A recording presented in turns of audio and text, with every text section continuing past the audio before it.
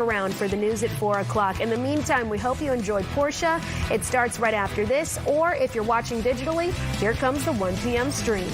Thanks for joining our news conversation. We're streaming here on Fox Local and several of your favorite social media sites like TikTok and YouTube. So if you have any questions about the stories we're covering, feel free to weigh into this conversation. A lot of top stories to get to locally. Let's talk about our first one. So the search continues today for a man accused of child molestation in 9 cases. Authorities in both Cobb and Douglas counties are searching for this unidentified man you'll soon see on your screen, accused of molesting at least 9 kids in recent incidents. Investigators released surveillance images of the suspect, and there he is. He's believed to be a man in his 30s, and authorities are hoping the public can help identify him. Police say at least 9 cases have happened along Thornton Road and Cobb and Douglas counties. Cobb County Police confirmed they are currently working 2 active cases involving teen boys. Now, the suspect is described again as a man in his 30s who's taller than 6 feet with a slim build. A surveillance footage shows him wearing basketball-themed clothing during one of the incidents. The Douglas County Sheriff's Office has distributed about 300 flyers to local businesses in those counties and to apartments to warn residents, and local residents say they are increasing supervision of their kids while the suspect remains on the loose. Investigators have not yet released the exact location where the crimes took place to protect the victim's privacy. It is also unclear if cases will be linked to the suspect, if more cases will be linked to the suspect as this investigation continues. And we'll continue to update you as we learn more on the situation. Again, the search for the suspect spans 2 counties right now, Cobb and Douglas County. We'll update you as soon as we learn more. Atlanta City Council is looking for ways to improve safety at major events. This comes after that shooting at Piedmont Park on 404 Day. So the City Council approved a proposal yesterday to launch a technical advisory group to examine safety improvements for major city events. Now, this decision follows a deadly shooting at the 404 Day Festival in Piedmont Park that left 16-year-old Tiana Robinson dead. And again, the shooting happened after 404 Day festivities, but it did happen at Piedmont Park. Now, here's what we know. Again, City Council members approved the creation of this group. Councilman Wayne Martin said the group will study ways to improve protection at major venues and public events to ensure people are safe. Let's take a listen to him. The event organizers hired the amount of security, actually went above and beyond the amount of security that's required. Maybe we need to enhance that to make it stronger. We should always take a step back to figure out what we can do better to make our city safer, especially for our youngest and most vulnerable residents. Again, you just heard from Atlanta City Council member there, Wayne Martin. So the study follows the death again of 16-year-old Tiana Robinson, who was shot and killed on 404 Day at Piedmont Park. A 15-year-old girl named Natalia Wilson was injured during that shooting. Investigators believe both girls were caught in the crossfire. But speaking of that shooting, their police have not yet identified or caught suspects involved. It is also currently unclear what specific safety changes the advisory group will recommend or implement when the study is completed. But again, the Councilman Martin there that we just heard from noted that organizers did go beyond what they needed to do, beyond requirements during the shooting. They just want to do more to enhance public safety, especially at large events like this. So council members do plan to meet with the mayor's office and community members as the study moves forward. The city aims to determine what can be improved to protect its youngest and most vulnerable residents at future gatherings.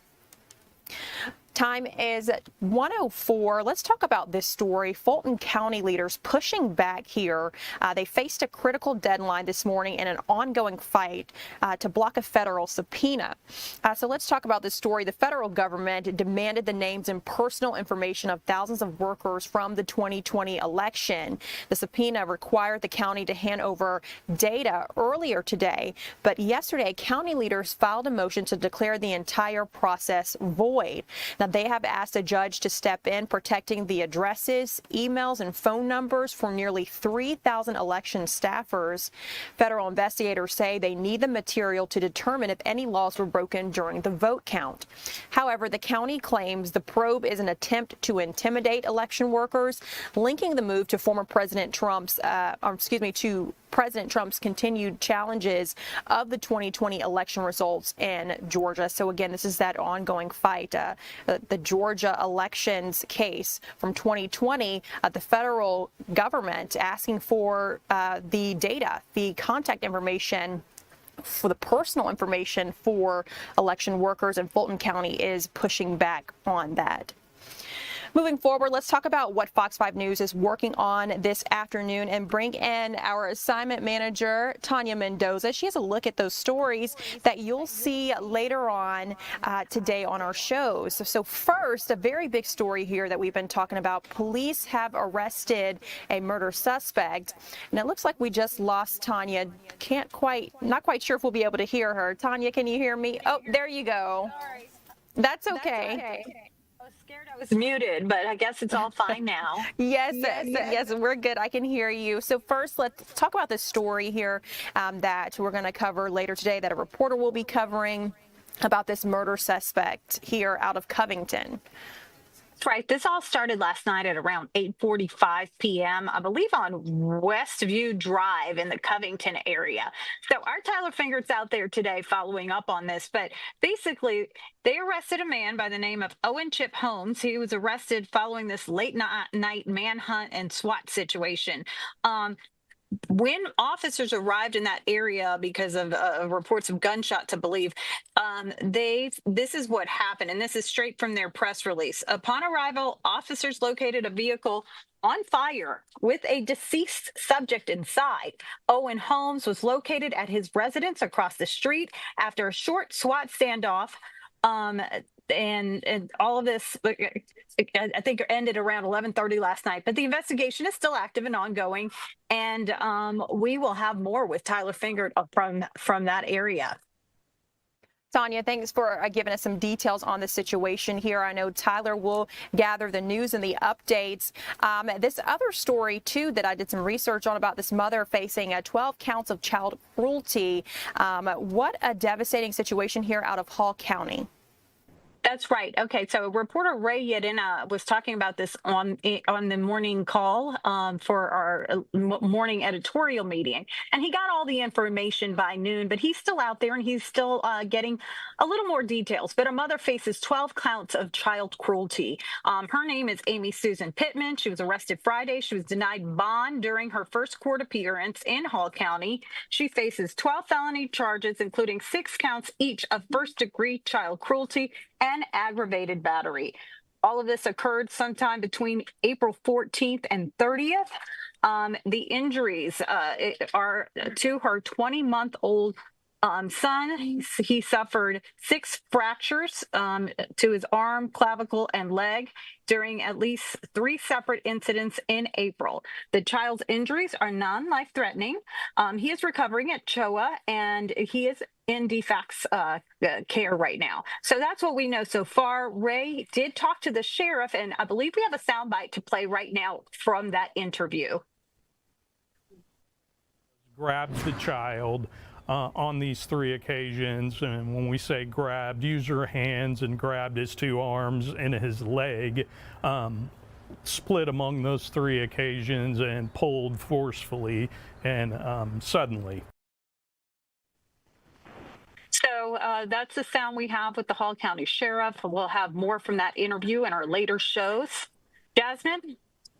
Yeah, Tanya, what a sad situation here, especially for this child involved in this situation. You know, you look up to your mother, wouldn't expect a mother to harm her child. So I hope that the child recovers soon. I know you said that he was in the hospital, so hopefully he recovers soon. I think that's the hard part of this job, Jasmine. We have to talk about stories like this every day.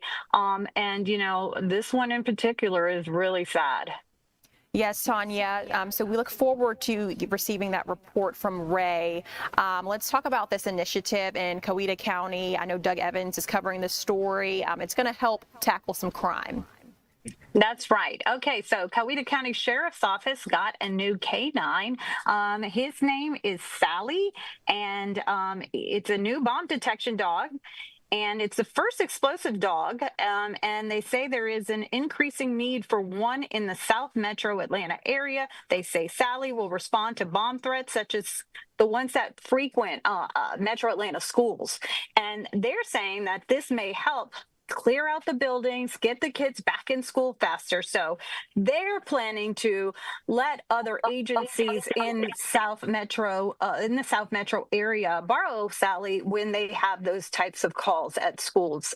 So that's a big deal for Coweta County. And you see the video of this adorable dog, Sally. In action there. I got to visit one in my hometown a year ago. So it's pretty nice to see this, and hopefully this helps them in the long run. Tanya joining us to talk about what Fox 5 is working on today. Guys, your time is 11:11, and we're going to take a live look outside really quickly. You know, it has been a cool stretch of days, I would say, especially in the morning time. It does get a little bit warmer during the afternoon, which is nice, but today is Cinco de Mayo, just to talk about something lighter here, and it's Taco Tuesday, so I know you want to get out. Let's talk to meteorologist Alex Forbes about what you can expect today. Checking all the boxes. Got Taco Tuesday, Cinco de Mayo. Now, we had a debate on Good Day. Well, it was a little bit of a conversation. We had some people in the margarita category. I'm in the queso category. All right. Okay, so you just want to go for queso. I'm all in on the queso. That is my Cinco de Mayo. There you go. Just like I said, checking all the boxes. So let's get to it. All right. So we've got some showers not too far away, parts of northern Mississippi into central Tennessee. Now they were in western Tennessee this morning. They're going to stay to the north of us, but we are going to be looking out to the west still for a severe weather threat later this afternoon. All right. So a level 2. In fact, it looks like this just updated from western Tennessee across Memphis, down across Arkansas, and into the Dallas region. Tomorrow, notice that we are clipped by a level 2 in far western Georgia, but the rest of us in a level 1 here across north and central Georgia. So we'll talk about the details of that in just a minute. This is always interesting when you get the clouds firing up out in eastern Georgia. Some fair weather cumulus clouds, expect those to build into the metro here for the remainder of the afternoon. So we'll say mostly clear, partly cloudy for the remainder of the day today. 2 degrees warmer in Atlanta right now than this time yesterday. 6 degrees warmer in Canton and in Gainesville. 3 degrees warmer in Blairsville and 2 degrees warmer over in Canton. So for the remainder of the afternoon here, getting into the upper 70s, maybe even low 80s in a handful of spots, and that's going to about do it for us as the cloud cover continues to increase. All right, let's talk about the extended outlook here. This starts tonight at 11 p.m., and you're going to notice through the overnight that 1 or 2 showers will be possible across northern Georgia. Now, I think this model in particular is probably overdoing the rain risk early tomorrow morning, but still 9.5 raindrops possible in Pickens County. Let's put it that way through the early morning hours of Wednesday. Then we get into Wednesday afternoon, and this is going to be the first of really the storm threat here across the metro area. So north of I-20, don't lock in on an exact location here, but during the late morning and early afternoon, we could see a couple of stronger storms. Nothing crazy out of that. Then we get into the evening hours. This is 7, 8 p.m. This is what we call the Barron 3K model. And what it does is bring a line in, and that pushes into the metro area and then moves down to the south relatively quick. In this scenario, a severe weather threat would be over by about 2 p.m. and we would be left with just some steady rain. So let's take a look at the severe weather outlook for Wednesday. This is a zoomed in version of the same map I just showed you about a minute ago. See western Georgia from Chattooga County through Floyd County, Polk County, Haralson County, Carrollton, basically right along Highway 27 in western Georgia, included in that level 2, and then a level 1 for the rest of us. Here's Metro Atlanta. There's Hartsfield Jackson, Forsyth County, Cherokee County, Cobb, Fayette, Clayton, over towards Henry, Newton County. Now, it does technically cut off once you get over towards Jasper and Morgan, Greene, Oglethorpe counties, but look, for all intents and purposes, if you're in Greensboro, your severe weather risk is not all that different from Madison, all right? So I would just kind of smooth that out across the rest of our area. Now, the other thing out of this is the tornado risk in northwest Georgia. Technically, they are clipped by that. I'm not overly concerned about it, but it's something we'll keep an eye on. Of course, we'll be tracking it into the evening hours. Now, The big story could be this.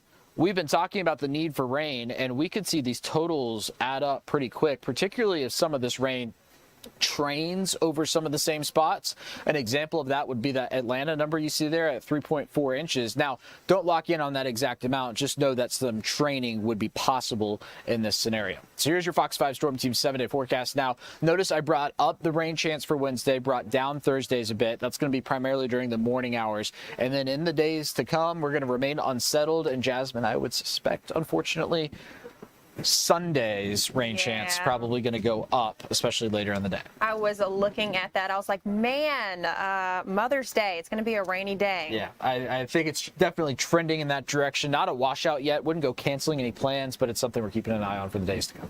Well, Alex, thanks so much for joining us on the stream set here to talk about what people can expect this week in the weather. All right. All right, guys, time is 1:15. When we return, we'll talk about the wildfires happening out in South Georgia. A fire department is working to support those affected.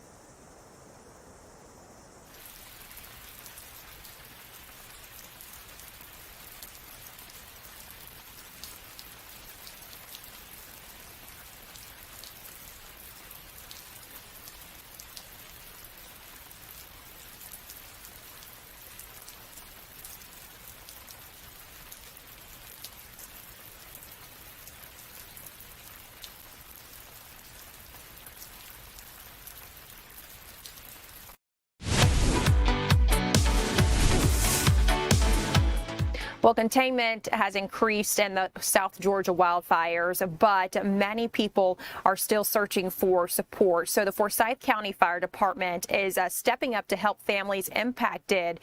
They're hosting a community-wide relief drive this week. Fox 5's Maria Guzman is there, and she has a look at how you can help this week.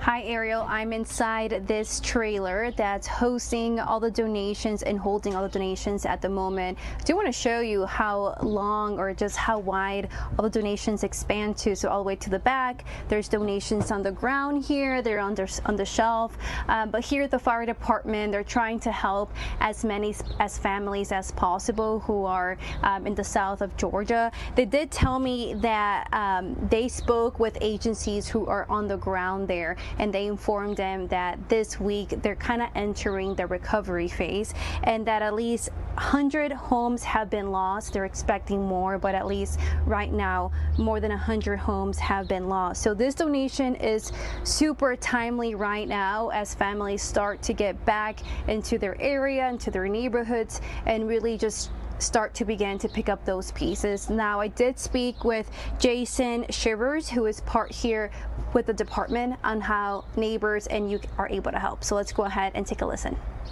So right now, this is just a holding location. But as you can see, it's starting to get filled up already. We've had a great turnout from our local folks, and we're so deeply appreciative of that. But it's a great cross section of the kind of things we're looking for.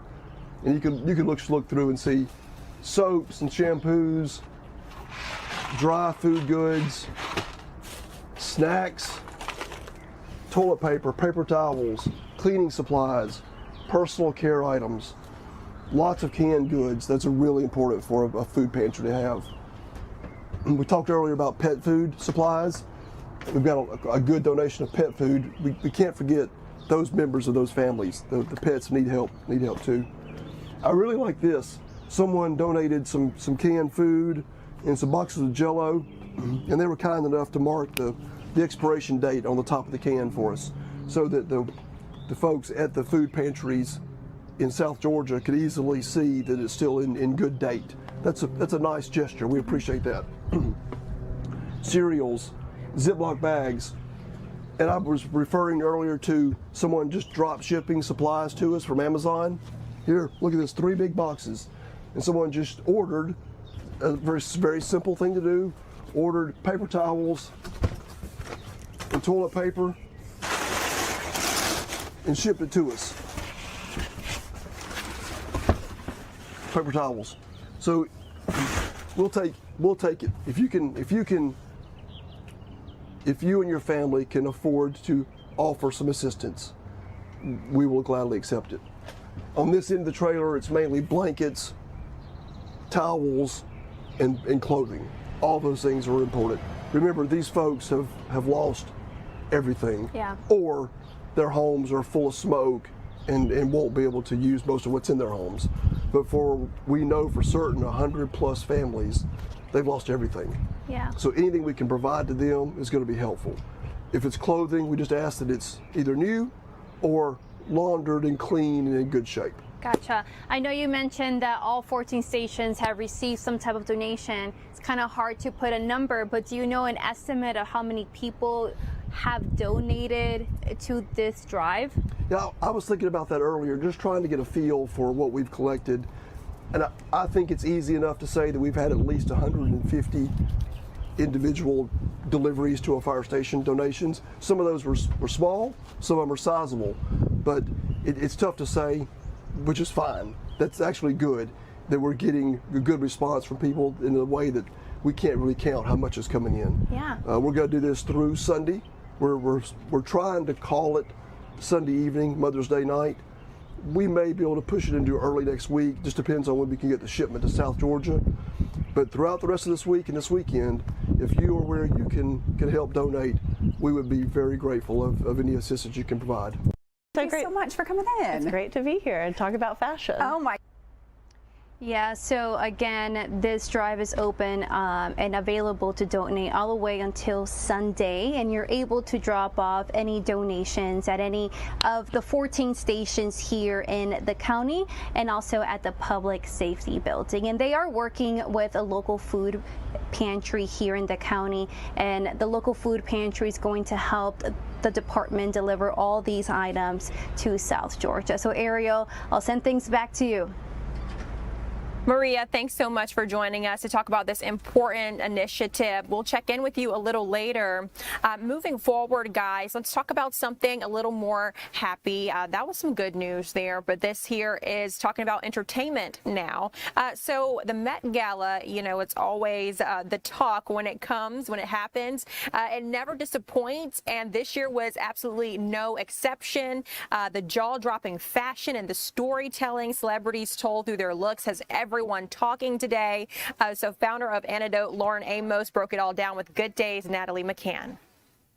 So much for coming in. It's great to be here and talk about fashion. Oh my gosh, and I mean, you look beautiful and stunning, and you're actually wearing one of the designers that designed some things on the green carpet. Yeah, on the right, yeah, absolutely. Matière Fical, and they designed the dress that Sarah Paulson wore that I think we'll talk about. That's absolutely incredible. Okay, so let's talk about this year's theme. I mean, it was costume is art, fashion is art. Is that kind of what we were seeing? Yeah, I think that costume is art, and that our body is the vehicle in which which we use to showcase it. So we're the medium, and so body in all of its forms, pregnant, old, disabled, you know, able-bodied, everything, which I loved that whole edition. So everybody was kind of just taking their own version of that and making it their own. Let's talk about some of the ones that stood out to you. I believe the first one that you mentioned was Sarah Paulson. Yes. Yes. Talk me through that one. You know, she took a big risk wearing Matière Ficale. They're young designers. They're absolutely incredible.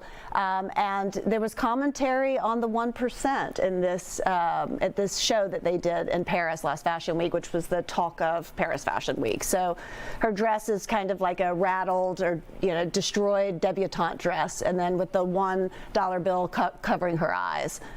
It was interesting. That was the storytelling aspect I saw from a lot of celebrities out there, was trying to figure out the meaning behind what they were wearing. Is that what you thought? Yeah, I mean, I think it's, you know, you always want to understand the meaning behind what they're wearing, but at the end of the day, you also just want to see something incredible. Right. And so you shouldn't have to know the meaning in order to have this incredible feeling. And with her, you know, I think it made people uncomfortable. You questioned what is this really about, and so I think that's what makes it so powerful. Okay, let's talk about Emma Chamberlain. Oof. Oof. She started it off. You know, she was one of the first people that came in to the red carpet. Okay, this was the one. I mean, it was jaw-dropping. So this was inspired by Van Gogh and Munch, two very important painters, and her father apparently is a painter, and she was inspired by watercolor. And so she teamed up with another artist to hand paint this dress. And I just thought the hair and makeup, the sleeves, absolutely everything, it was done to perfection. And so I think she kind of made everybody that came behind her tough. She was a tough one to follow. And she was one of the first ones too. That really, I mean, look at her. Stunning. It's stunning. I truly don't think I've ever seen anything that beautiful before. Yeah. It's just so unique. Okay, Eileen Gu. Absolutely, Eileen Gu, who was designed by Iris Van Herpen, who's actually a really good friend of mine. We were texting while on the red carpet, and this dress created bubbles, and there was helium put inside the bubbles, so the bubbles came up. And she is such an incredible Olympian, and so deserves this moment. And so Iris is, we actually brought her to the High Museum in 2015 for her first museum show at the High Museum in America. So seeing her again on the red carpet is the bubbles. I mean, that's so much fun. Oh my God, so much fun. Okay, Lisa Robert. Lisa, yes, Lisa was in Robert Woon. Yeah. Lisa was in Robert Woon. Okay. So she's a part of Blackpink, and I don't really know as much about her, but look how incredible she is. And I think, you know, he was really the star designer of the night. He's a couture designer, and there's so much movement going on. She looks absolutely ethereal, all of this hand beating. She's owning it. And so, you know, she's like a living sculpture, and I think it just really, really worked, especially, you know, for she's a dancer, and she just embodies this dress perfectly. What were your thoughts on Kylie Jenner's? I personally love Kylie Jenner. I'm a huge fan of Schiaparelli. It felt like it was referencing the Venus de Milo. She was in this state of undressing or dressing, which feels like very romantic. I thought, oh, look at this. I thought that her hair and makeup, she bleached out her eyebrows, which doesn't feel very Kylie Jenner to me, and it created this kind of discomfort, or this, it looks like they're bleached out, but this kind of tension, and the dress is absolutely impeccable. And so there's this movement. Is she getting dressed? Is she undressing? It's just quite incredible. Okay, so I picked out some too, and I want your thoughts on mine. Okay, so I thought Beyonce, she looked beautiful. Yes, I mean, she's Beyonce. She is Beyonce. It was a moment. It was big and bold and a lot going on. Absolutely. We waited for her all night to show up, and I was actually curious if she was going to. I mean, it's dripping in money. I mean, it just looks absolutely expensive. I mean, for me personally, I think about what Coco Chanel says about before you leave the house, take something off. I would have left off the crown. And, you know, we didn't really get to see the back of the dress so much and because of the feathers, but she was a star. She just, you know, of course she stole the show, and I think it was her return to the Met Gala after like 10 or something years. So everyone was anticipation waiting for her. Yeah. Okay. I also liked the moment with Nicole Kidman and her daughter out there. I mean, in the red. The red was just pretty and classic and elegant. I mean, not a huge moment, but I thought it was nice. I mean, she looks. I mean, her body is absolutely so out of control, and and so I thought the dress was beautiful. It was safe. I think some people maybe were a little bit nervous to follow the theme, and when you look like that, I don't know that you have to worry about a theme. I mean, she walked out. I was like, she just looks like a jewel. She's stunning. And this is her daughter apparently, and they both have some really great hair extensions that I need to work on. Your hair is beautiful. I know, but everybody loves some long hair. I know. I love a wig, you know. You do. Okay, so also I want to talk about Rihanna and A$AP Rocky. Yes. They were kind of at the end. Yeah, the tail end. I think that like at 10 o'clock they showed up. So I think everybody waited for a while, and of course in anticipation, and they showed up, and she's wearing a Margiela couture piece that, you know, it took hours and hours. It's handmade, and he, you know, and Chanel, nothing tops their 2021 Met Gala when they showed up then, and so this was less exciting to me. I mean, I kind of wanted more from both of them, but I love the pink, and you know, both of them, they're larger than life, so it's hard to kind of comment, but I would have liked to seen a little bit more. Okay, and Coleman Domingo, did he stand out to you at all? I mean, Coleman Domingo is probably one of the most fashionable creatures on the face of the earth. I would love for him to be my. Look at him. I mean, I mean, he really knows how to embody a character. He understands fashion, and you know, it is a little costumey for me, but look at him. I mean, at the same time, he knows how to wear what fashion does not wear him. He wears fashion. Yeah. Okay. And what about? There were two that I asked you about. Okay. Oh my gosh, what is her name? Heidi Klum.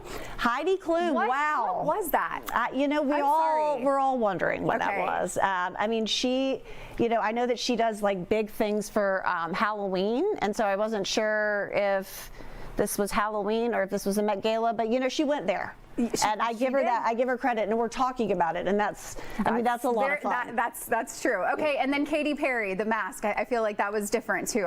You're right. It is a difference between having a theme to a Met Gala and a Halloween party. Yeah, right. Like there's a difference. I mean, I hate saying that, but Katy Perry, you know, showed up. The dress looked beautiful. But you know, I guess I think a Cyborg also attended the. She looked like a robot. Yeah. And so I guess that was different on purpose, but again, you know, I think there were so many other showstoppers that it's hard to even remember certain people. I'm sure it really is. Okay, also, before we let you go, I want to talk a little bit about what you have going on at the High Museum of Art, and some big news that they recently shared with us, that the Lauren Amos Fashion Project is happening. It's the first major initiative there ever, right? Tell me all about this. Yeah, I mean, I've always been a big supporter of the arts, and to really I see fashion as art. I mean, obviously the Met sees fashion as art. And so to have fashion as a serious curatorial department within the High Museum is really important to me and for my legacy. And I'm just responding to the desire and need that Atlanta has. And so Atlanta loves fashion. I love fashion. And so bringing this to the High Museum for people to experience on the same level as painting and sculpture is so important. So we had Victor and Rolf in for our first big exhibition, and it was huge. People were dressing up, coming to the museum 3 and 4 and 5 times. And so again, I just, we're hiring a curator, we're doing exhibitions continuously. Amazing. And so I'm over the moon about it. We're so excited, and I'm so thrilled to have met you today. Thank you so much for inviting me. I'm humbled to be here. Thank you for your time. And to keep up with Lauren, you can visit her website, antidotestyle.com. You got to check it out. She's amazing. She's also on social media at Antidote Style. All right, well, what a fun story there. They were talking about some of the top looks at the Met Gala. But right now our time is at 1:34. When we return, we'll stick with some entertainment news and talk about the trial that's underway for Stefan Diggs. We'll be right back.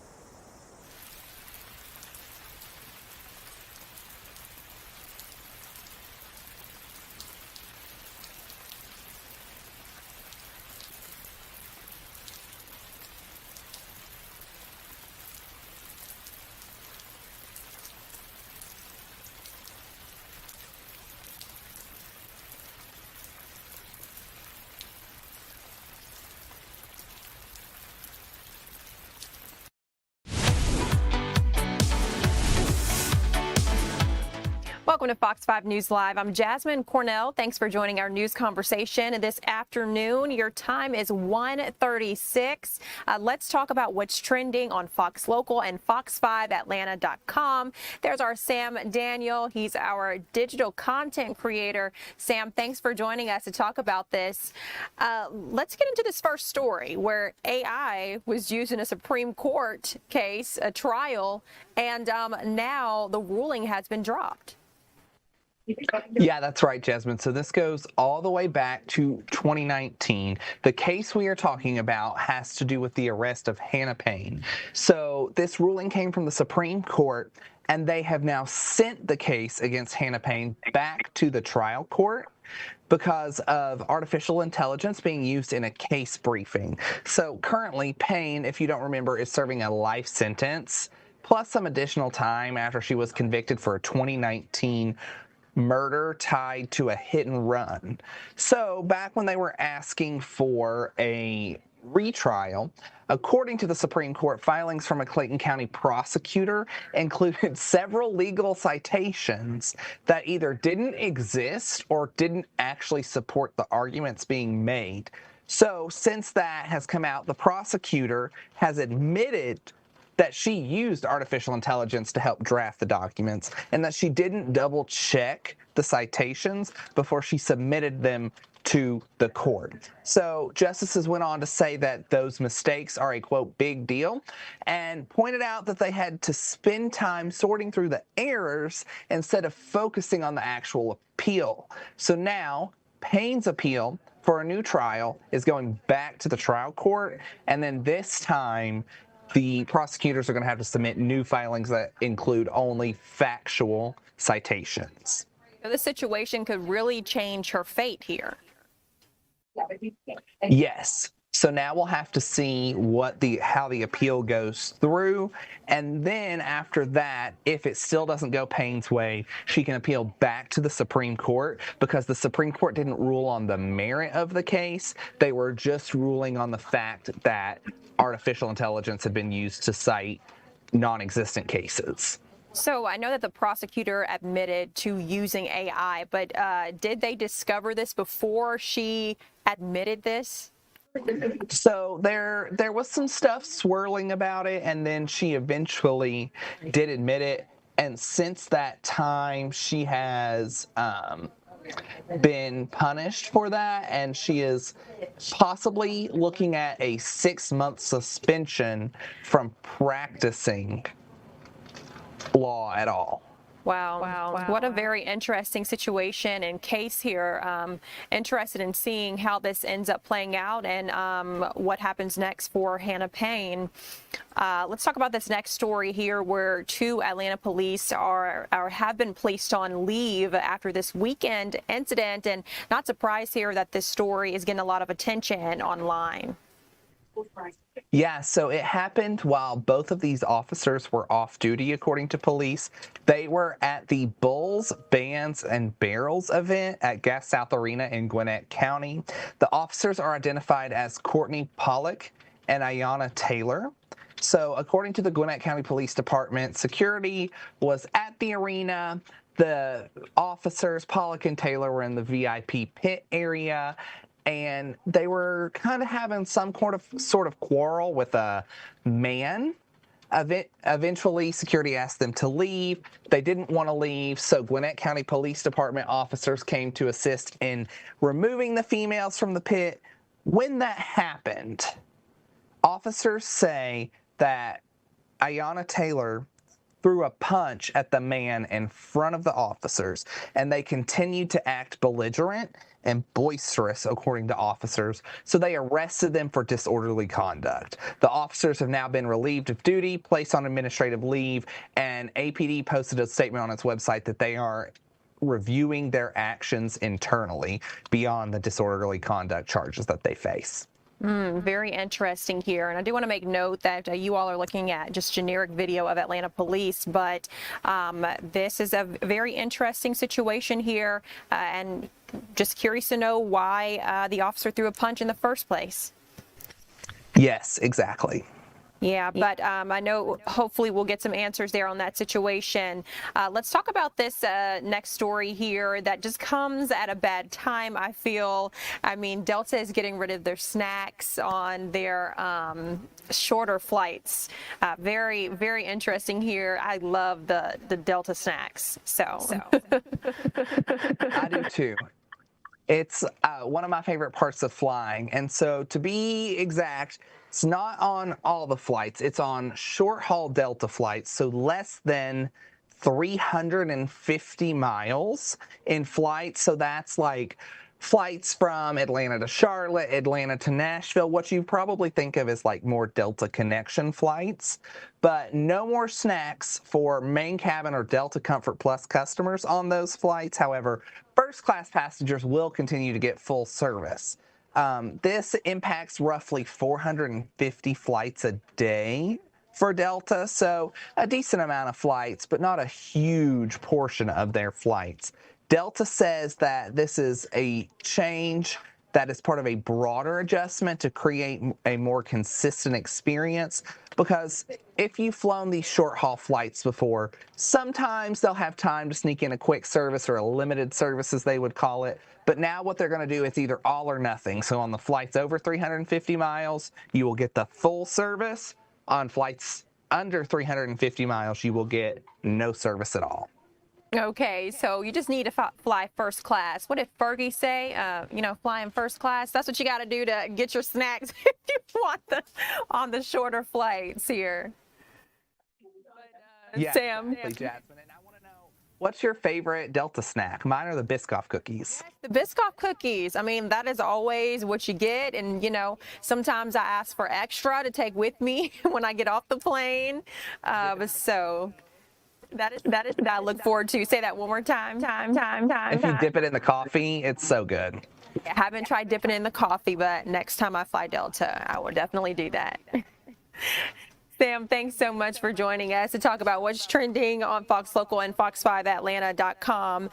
Guys, let's move to this next story here. An assault trial is underway for former New England Patriots wide receiver Stefon Diggs. A jury was seated yesterday in Norfolk County District Court, and he's accused of hitting and strangling his former personal chef and throwing her on the bed. So several people took the stand today. Diggs is denying the accusation, but we were able to hear from that former personal chef. Defense attorneys actually pressed her. Her name is Jamila Adams. They pressed her about money she said she was owed after working for him. Let's take a listen.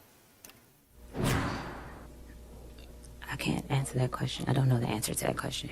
You know that someone on your behalf has demanded $5.5 million from Stefon Diggs, don't you? I have a workers' comp claim, and I've explored all civil options. Ma'am, I don't understand. Are you able to answer that question? No, I'm Counsel, not restate the able to. question, please. You know that someone on your behalf has demanded $5.5 million from Stefon Diggs. Do you know that, Miss Adams? No, I don't know. I'm sorry, I don't know how to answer the question.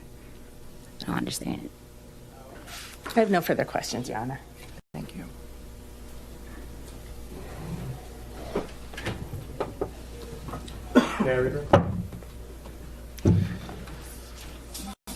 Your Honor, before we direct, may we be heard at sidebar? Of course. Thank you.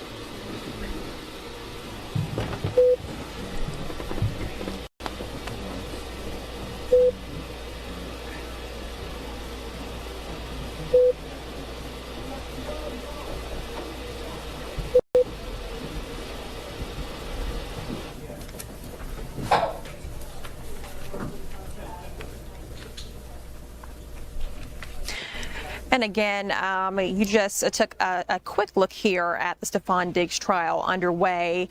There on the stand is Jamila Adams, who is his former chef, and we can listen to a few more minutes of this. She just started back talking. Filled out to the police? Yes. And they made a point that you had the hand, but not the forearm and elbow. May I approach?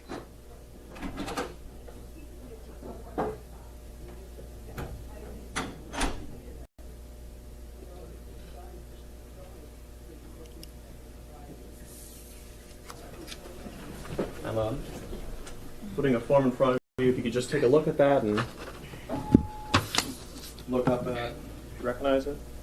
Yes. And if I may direct the witness's attention. Could you read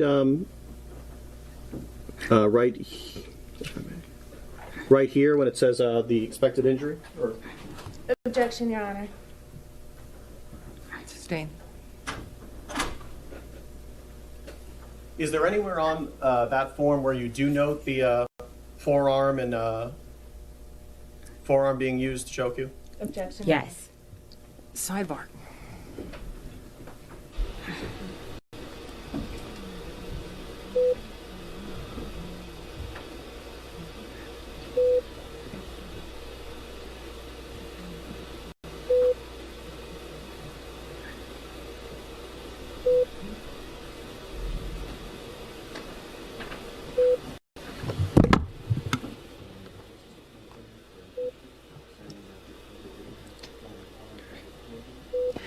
And again, this is the trial for Stephon Diggs. Here, his accuser testifying, taking the stand, and his defense attorneys questioning her, pressing her about money she said she was owed after working for him. We'll continue to follow this trial here. Again, the jury was seated yesterday, so it's just getting started, and we'll bring you updates as we learn more. Moving to a different story here, way back in 1994, that is, a concert and theater promoter right here in the city of Atlanta had an idea. So what happens if you combine live music, high-flying circus acts, and side-splitting comedy?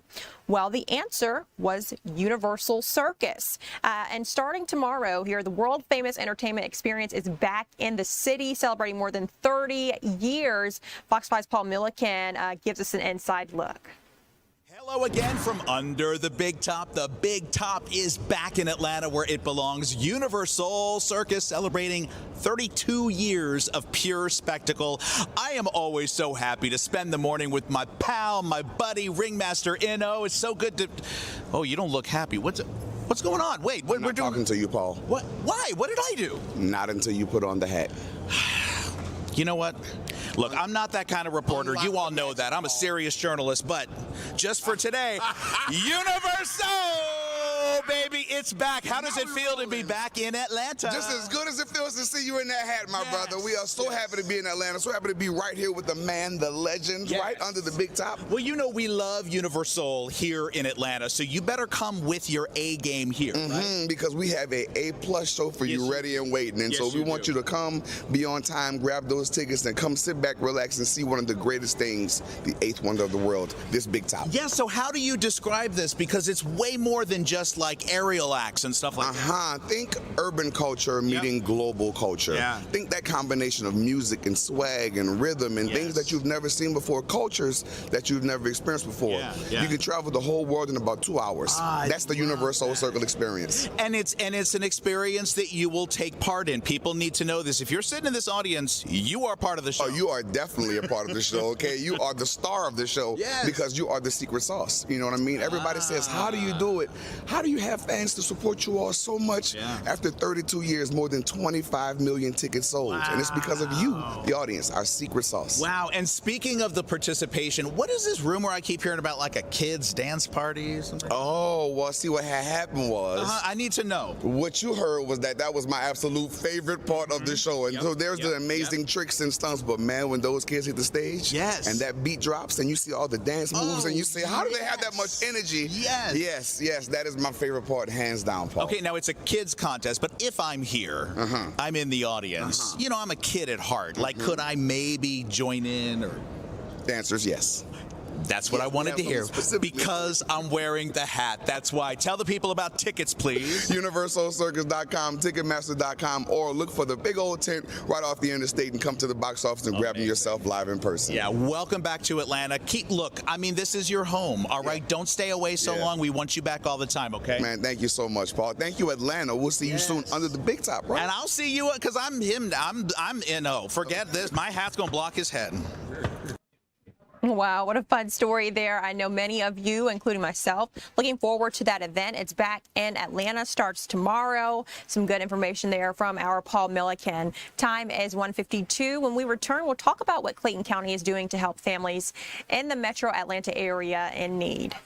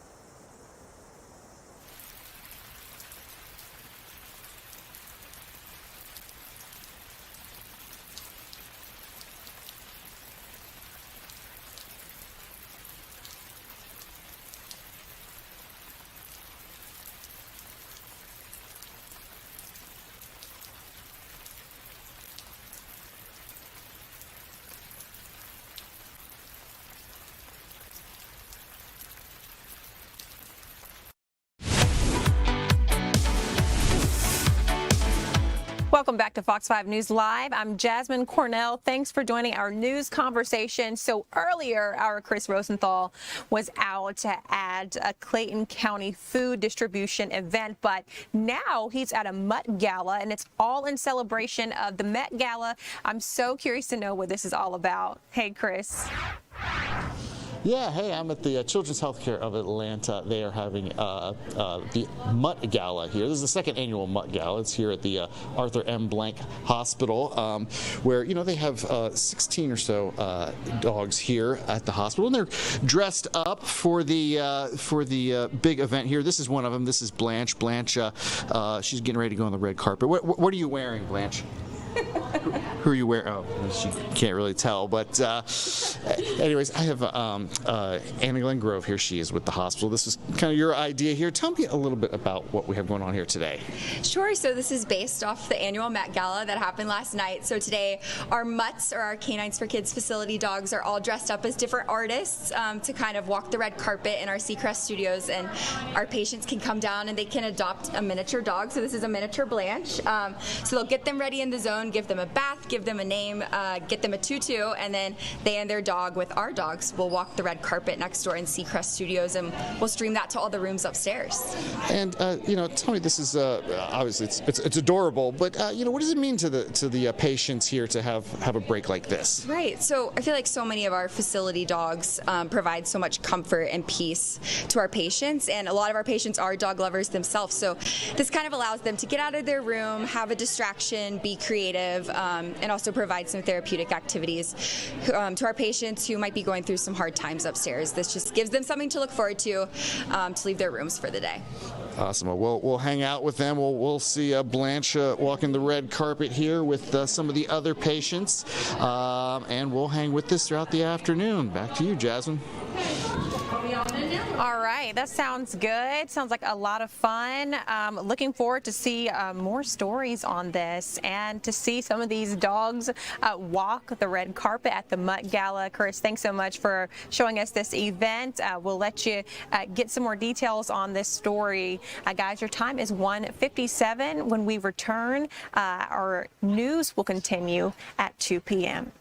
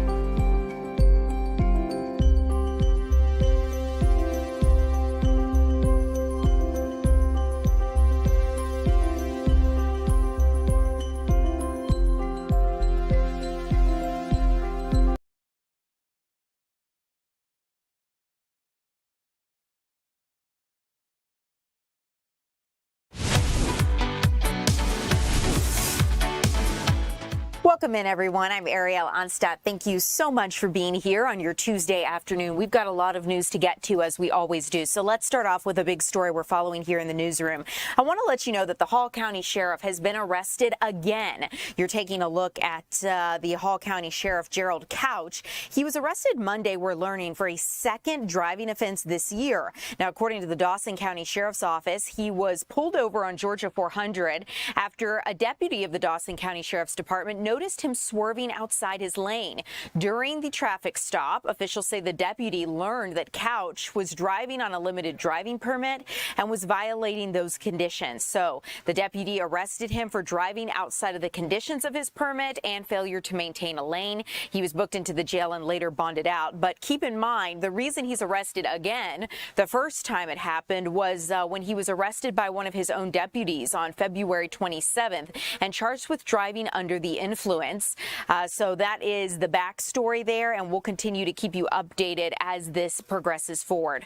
But also in Hall County, let's get to a story that we're following here in the Fox 5 newsroom, something that is very tragic. A mother is facing multiple felony charges for alleged abuse against her toddler son. Let's get out to Fox's Ray Urena. Ray, it is great to see you. Tell me a little bit about what you're learning this afternoon.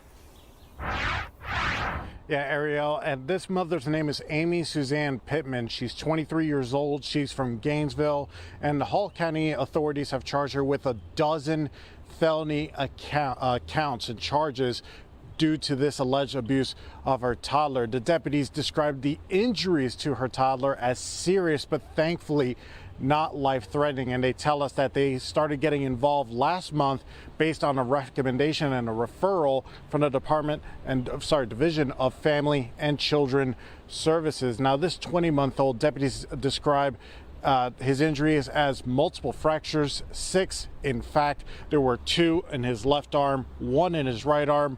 Both of his clavicles had fractures that appeared near the shoulder area, and he had 1 on his left leg. They say that this child is recovering, thankfully, now at the Children's Hospital of Atlanta as of right now, and still recovering. He is now in the care of DFACS, which of course is the Division of Family and Children's Services. Now, they say that all of these alleged incidents happen at Pittman's home off of Sailor's Lane. That's about a 7-minute drive from where we were standing at the Hall County Sheriff's Office. And they say, deputies believe that this happened within a 2-week span between mid-April and late April. And they believe it happened on 3 occasions. And they say that Pittman allegedly injured her son and caused these fractures by pulling on him. And we talked to deputies not long ago, and here's what they had to say about the nature of his injuries.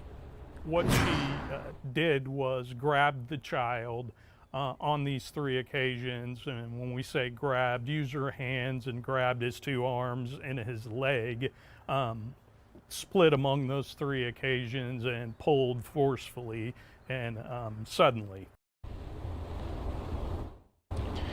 And this is still a very active and open investigation. Pittman has already faced a judge for her first appearance. She was arrested back on Friday, and she was also denied bond on her first appearance by a judge. So right now she's sitting in the Hall County Jail while her son is recovering in the hospital. But deputies did not tell us what may have been the motive or the reasoning behind that. They say they're going to let that play out in court, Ariel. Ray, heartbreaking story. Glad the child is receiving the necessary medical care. As a follow-up question to you here, do you know, I believe you said the child is in the care of Children and Family Services. Do you know anything beyond that as to who might be taking care of the baby? Beyond that, I do not know, Ariel, but it looks like, talking for deputies, that the child, all these injuries are still very recent. Fractures can take a very long time to heal, especially up here in the clavicle and the shoulder area, especially in the leg and the arms. Thankfully, again, they are not life-threatening, but they are serious. So it looks like this child's going to be staying in the hospital while the state monitors this child's condition, Ariel. Ray, thanks so much for the update. I'll let you get back to gathering some information, and we will see you again later this evening. Guys, let's continue on here with some other stories we're following in the Fox 5 newsroom. I want to talk about this story. We don't have any video yet for it, but hang out with me while I tell you what we know, because 2 Atlanta police officers have been placed on leave over a recent incident. They say that ultimately this happened at a event at Gas South Arena, the Bowls, Bands, and Barrels event. And Atlanta police say that they're investigating their 2 officers after this incident. They say that the Gwinnett County Police Department actually had security personnel working the arena, and there was some sort of dispute between 2 women in the VIP area of the event and a male patron. Eventually, security asked Gwinnett County police officers to take the women out of that pit. Police say but that the women identified as Courtney Pollock, hold on, let me make sure, yes, Courtney Pollock and Ayanna Taylor, the 2 women, were reportedly asked to leave, and they say that's when Taylor allegedly threw a punch at the male patron that they were arguing with in front of officers. Police say they continued to act belligerent and in a boisterous manner, and so they were arrested for disorderly conduct.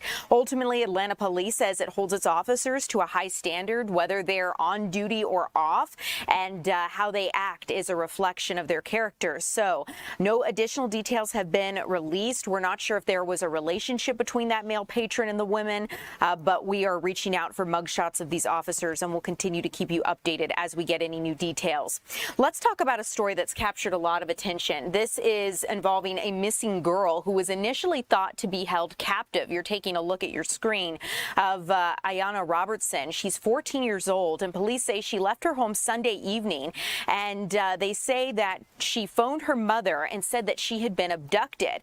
Police have been searching for her, and her mother had believed initially that she was held against her will, but authorities have labeled her as a critical missing juvenile and later figured out that she has not been abducted or held against her will. She was seen last Sunday around 10 o'clock in the 700 block of Belmead Avenue near Buchanan Street here northwest in Atlanta.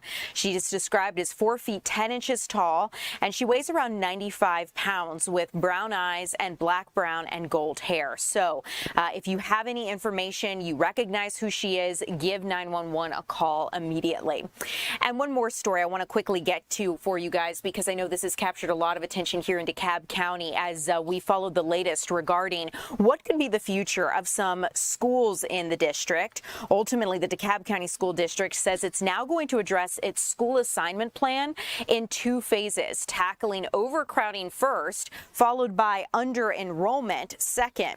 The district made this decision to pivot after hearing feedback from the community. Officials actually say that they were told the process felt too top-down. The scenarios didn't appear to help communities in ways that served how their communities functioned. And so this was something that they say they're going to begin to do moving forward.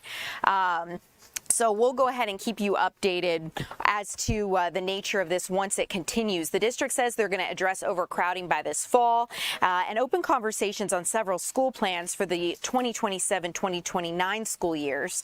And if you want to know more about what some of those projects look like, you can go to our website, fox5atlanta.com, where we'll continue to keep you updated. As we continue here, let's get to this story. It's very interesting. We've got our Kevin Stewart here, and I want to talk about this, Kevin, because arguably one of the most trusted positions in any local community would be your county coroner's office. They are tasked with figuring out, the manner of death, whether or not something could be criminal in nature. And now we're learning the Douglas County Sheriff's Office is under criminal investigation from the state again. Why is this happening? Yeah, the last time this happened was about 6 years ago. The I-team here at Fox 5 was involved in that investigation. The Coroner Trainers Council actually acquitted, if you say, did not find any wrongdoing, at least that they would recommend her losing her job. We're talking about Renee Godwin, who's been the coroner in Douglas County since, I believe, 2017. Okay. And a woman here named Stephanie Llewellyn, she is alleging that there's a lot of impropriety going on inside that office, namely that the bond used that the coroner should have is not sufficient, and that she has not sworn in any of the deputies in her office. There are 8 of them, which is quite alarming. Right. You would think that's a prerequisite of the job. Exactly. Day one type of activity. In fact, there was a deputy coroner who was there this morning at this hearing, and she was saying, hey, I got to work this weekend. Am I good? And And she asked the members of that training council, what should I do? And there was a member of the Attorney General's office who was on a Zoom call, said, hey, don't answer that question. Go to your county attorney and they'll recommend what you should do. That's the woman you see here on your screen right there. But the woman who has been taking a deep look at this, the reason why she was looking at this issue is because her husband died. That was, I believe it was in 2025, January 2025. And she believes there was not a sufficient investigation. It's been called a suicide. She's not so sure about that. And so she started digging into the records. She got an open records request and found some of this information and presented it to the council. And she wants action. Take a listen. They have to be sworn in before they do a single job of a coroner, before they put on a glove, before they touch a body bag, before they get in the van, before they pronounce somebody dead. Those are the last, they're very, very important. The rules are there for a reason. And Renee just, you know, since 2017, she's just been breaking them like it's nothing. And they need to be held accountable. The council, the county.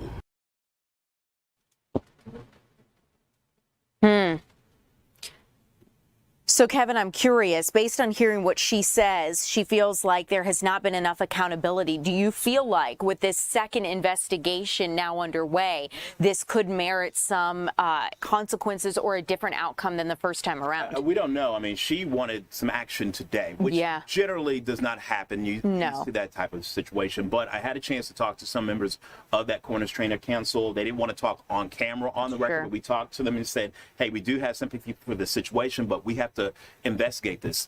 She's went before this body before.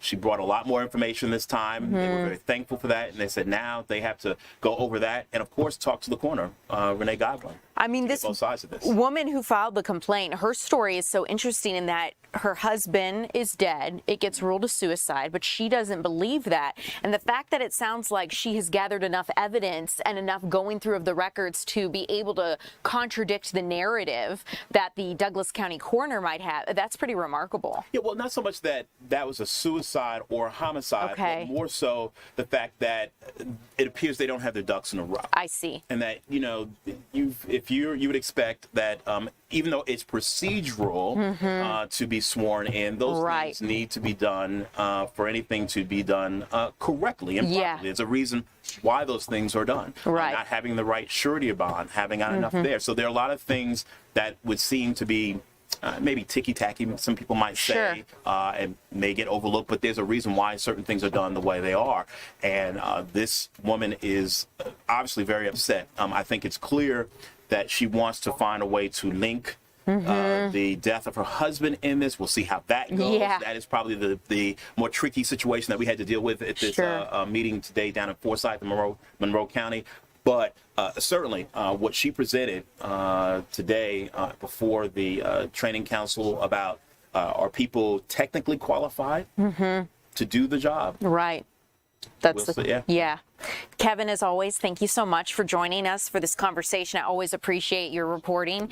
We'll see you again later this evening as you continue to dig into this. So you guys, you can see Kevin again later. Let's move on with a story that I know is going to affect a lot of you here in our area because we've already seen a lot of chatter on social media about this one. It actually involves the fact that Delta is going to eliminate complimentary snacks and drinks on flights under 350 miles. And this is going to start May 19th. Ultimately, the airline says that this is going to apply to main cabin and Delta Comfort Plus customers. First class passengers will still continue to receive full service. The update is expected to affect roughly 450 flights every day, including popular short haul routes to Atlanta, basically like Atlanta and Charlotte or Atlanta and Nashville. So if those are routes you frequently travel, you're going to notice this change. Flights will continue to offer standard beverage services and snacks if they are above 350 miles. Delta says this change is part of a broader adjustment to create a more consistent experience, as shorter flights often allow limited time for cabin service. But speaking of airlines, let's talk about the lingering effects of the Spirit shutdown, because at this point, other budget airlines are now stepping in to ask the federal government for government assistance. With Spirit Airlines now closed, a group of budget carriers says they want $200 actually $2.5 billion from the federal government in exchange for potential stakes in their companies. The Association of Value Airlines, that represents carriers like Frontier and Allegiant, have been affected by rising fuel costs because of the Iran war. They say that a relief package is necessary to help stabilize operations and keep airfares affordable. Now, that $2.5 billion figure is based on the assumption that jet fuel prices are going to remain above $4 a gallon. Airlines for America, which represents United, American, and Delta, are arguing the bailout would punish bigger carriers like them who've taken self-help measures to maintain financial stability. Transportation Secretary Sean Duffy says he doesn't think a bailout is necessary for these budget carriers right now. He said that that's basically something of last resort. He wants them to find money in the private markets first, in the private sector. President Trump has indicated his openness to helping low-budget carriers. His administration was negotiating a $500 million bailout for Spirit, but the two parties never actually reached a deal. Spirit says it's seeking to sell its aircraft as well as spare engines and parts as part of the liquidation process. So we'll keep you updated. But speaking of high fuel prices, let's talk about the war with Iran and where we stand, because Pentagon Chief Pete Hegseth says the ceasefire with Iran is not over, even as the United States is continuing its operation to reopen the Strait of Hormuz. We know that the U.S. forces continue to help commercial ships try to navigate the strait. The Iranians launched missiles, drones, and attack boats on those commercial ships, but today defense officials say that things are much calmer. Yesterday, 2 ships made it through, accompanied by U.S. Navy destroyers. The Iranians, though, are not giving up their hold on this critical waterway without a fight. U.S. forces intercepted multiple missiles and drones that were targeting boats yesterday, and they sunk 6 Iranian attack boats. Iran also launched strikes on the United Arab Emirates, but U.S. officials are not calling off the truce. Tuesday morning, this morning, defense officials say things are quieter, but that Iran has launched another round of strikes on the UAE, and they say that ultimately, General Dan Kane, when he spoke this morning, said that Iran's attacks are far below the threshold for calling off this ceasefire and restarting major combat operations. But when pressed by reporters, he would not say what that threshold is. How far is too far for Iran to go for the United States to resume airstrikes and bombing again? Take a listen to part of what the general did have to say. You take a look at the map here. As the Secretary said, the United States has established Project Freedom to open up the Strait of Hormuz. This graphic highlights the kinetic engagements that the Iranians have attempted to make or have taken against the region. The green dots and blue dots show the groupings of commercial, cargo, and tanker vessels.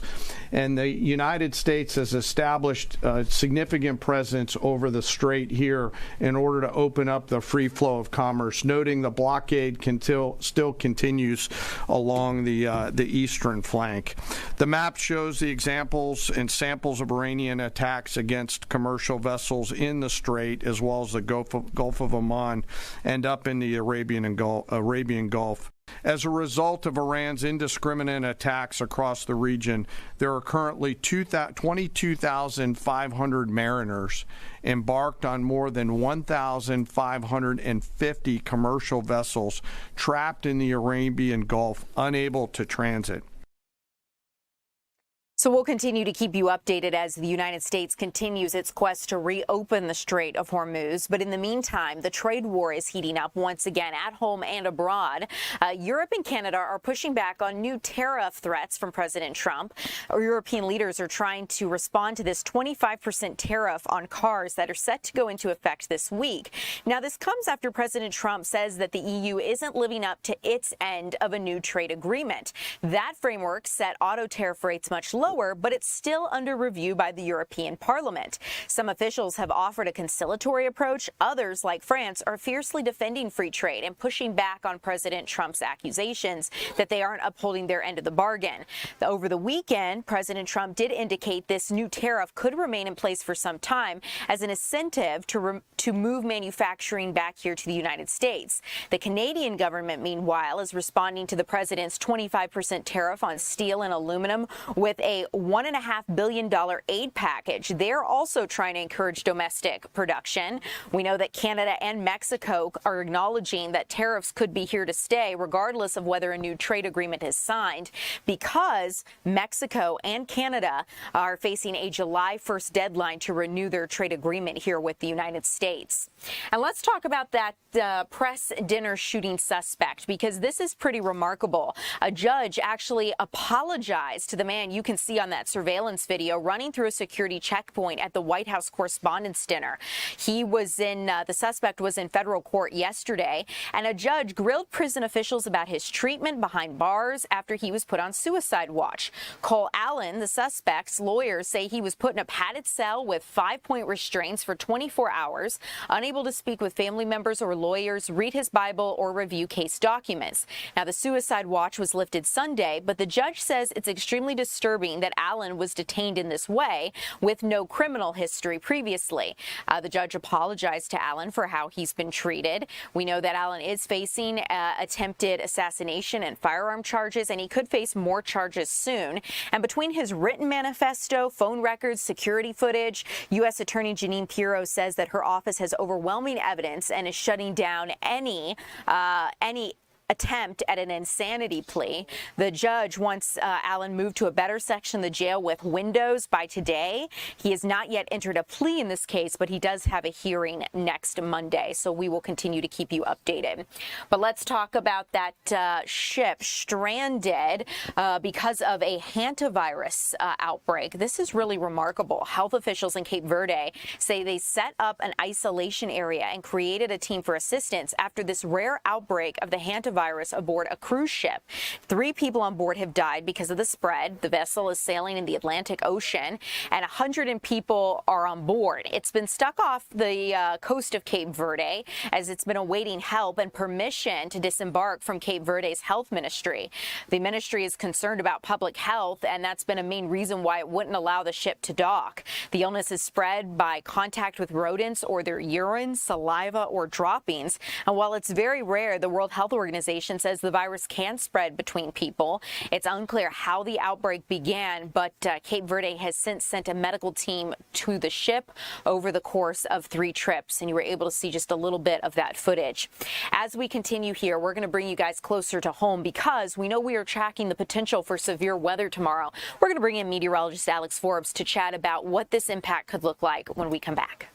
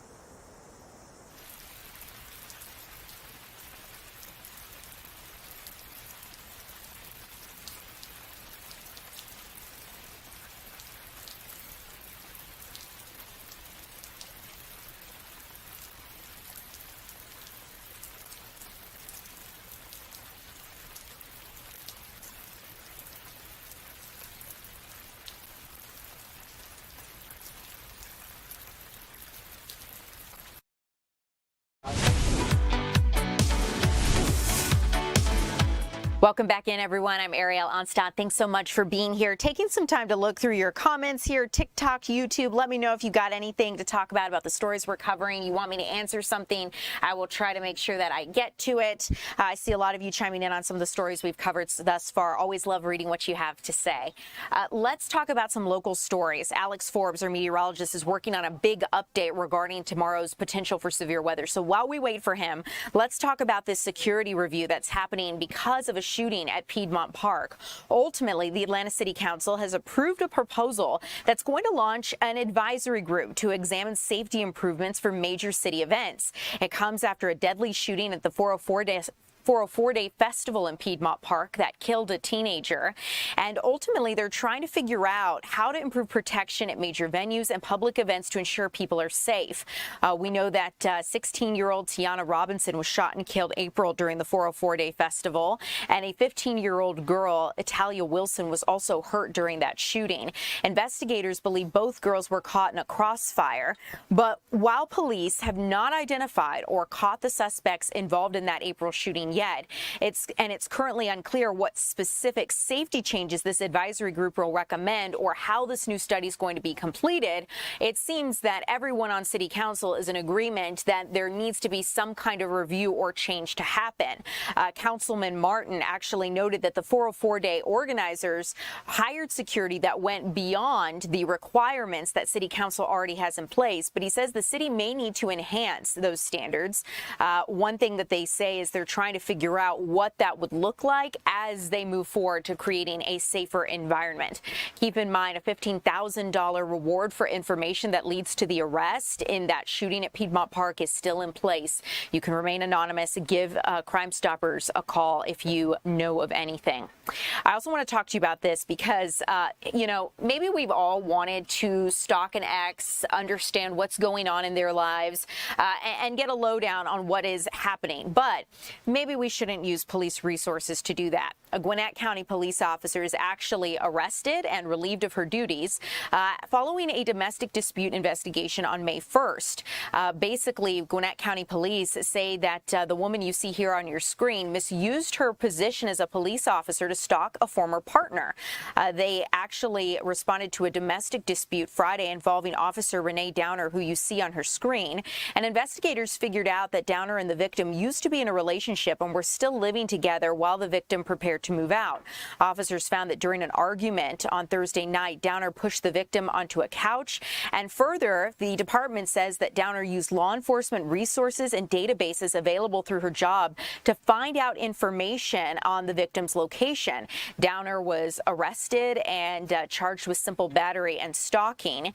And while the department has not released what specific databases Downer accessed or how many times she searched the victim's information, they say that this is unacceptable. We'll continue to keep you updated as we learn new information. But I'm looking off right here, and it looks like Alex is ready to go. So Alex, thanks so much for joining us. I understand you're working on some major updates. So yes, we got an upgrade to the severe weather outlook for tomorrow. That's the headline here. So let's get to it. It's 77 in Atlanta right now. Quickly show you what's going on here at the moment, and then as we work our way into the afternoon, things not going to change necessarily a whole lot, and then into tomorrow they will change a whole lot. So let's talk about this now. This is going to be the new severe weather outlook for tomorrow. Notice you've got a level 3 now in place for parts of Alabama and Mississippi, and it comes right up to the Georgia state line. Let's take a closer look at our neck of the woods, and you're going to notice a level 2 for most of us here in the metro. So that's going to be anywhere from Calhoun over to Dawsonville, Gainesville, all included in that, down towards Eatonton, Griffin, and LaGrange.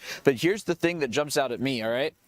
Embedded within these different outlooks, you get the different threats. And what you're going to notice is that tornado threat dragged a little further into parts of northwest Georgia. So Calhoun, Rome, Villa Rica, Carrollton, you got that scale up there at the top right. You're a notch higher than you were earlier. Now, do notice, though, that back into Alabama, right, that's where the bigger storms are going to be. So that's where the focal point is the word I like to use, right? When you're looking at it from a 30,000-foot view, we're going to be looking more at Mississippi and Alabama than in northwestern Georgia. So that's the new information there, an upgrade in the severe weather outlook. Rain, obviously, still going to be on the horizon here over the next couple of days. And that's another component to this is, 2-3 inches of rain, given how dry the ground is, that could become a little problematic when it comes to flooding. So that's something we'll be keeping an eye on. But in the days to come, we still have 80 for the remainder of the afternoon. On the flip side of the front tomorrow, cooler, highs in the 70s before we're back to 82 there for Mother's Day. Although Mother's Day, unfortunately, does appear to be trending wetter, a 40% chance of rain. 60% there on Monday. So in the days to come, an unsettled pattern, but that's exactly what we need, right? We don't need a lot of rain at once, even though we might see that tomorrow. Yeah. But, we're going to keep this trend alive, and that's progress, we'll say, in the drought situation as we work our way into the middle part of May. Alex, really quick question, though, as it relates to Mother's Day weekend. Yep. Where do you expect, I understand just because, we see a 40% chance of rain doesn't mean that it's necessarily going to rain where I'm at. Is there an area where that rain might be concentrated? Fair play. Okay. It's going to be widely scattered. And I would say this. I think everybody has a decent shot of seeing rain at some point on Mother's Day. Okay. It's just not going to rain the whole day. Okay, good to know. Alex, thank you as always. Yep. You guys, coming up next, we are going to be checking in with our Tyler Fingered about a developing story out of Covington. A manhunt for a homicide suspect has ended in arrest. So we're going to get the latest as we continue.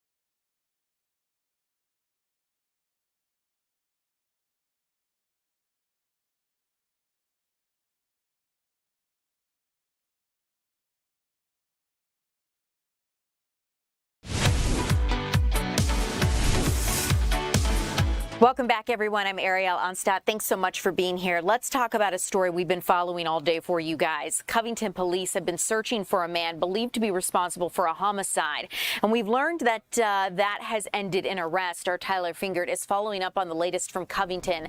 Tyler, good afternoon to you. What are you learning right now? Well, Ariel, last night, this all started with reports of gunshots. When officers got there, they quickly realized that this was a homicide investigation, and that meant they had to call detectives from the Covington Police Department out to look into this murder case. Let's show you video from the scene at around 8:45 last night. Covington police responded to Westview Drive after receiving a call about gunshots. When officers arrived, they found a vehicle on fire, and inside that vehicle that was burning, police say they discovered a person dead. Investigators immediately began working to identify a suspect and soon located 63-year-old Holmes at his home the street from the scene. What followed was a short SWAT standoff as officers moved in to take Holmes into custody. Police say Holmes eventually exited the home without incident and was arrested around 11:30 last night. He now faces serious charges including murder, first-degree arson, aggravated assault, and possession of a firearm during the commission of a crime. Police have not yet released the identity of the victim and say the investigation into what sparked this deadly incident is still active and ongoing. Take a listen to what the investigator told me this afternoon. We attended to the scene, fire attended to the car fire itself, and we began our investigation. Through our investigation, we realized that the neighbor by the name of Owen Lyndall Holmes had committed murder against his neighbor and actually set his car on fire as well at the same time while the victim was in the car. We're doing what we can to put this entire puzzle together. It seems to be clear what the end result was. What's not 100% clear at this time is the reasoning behind it.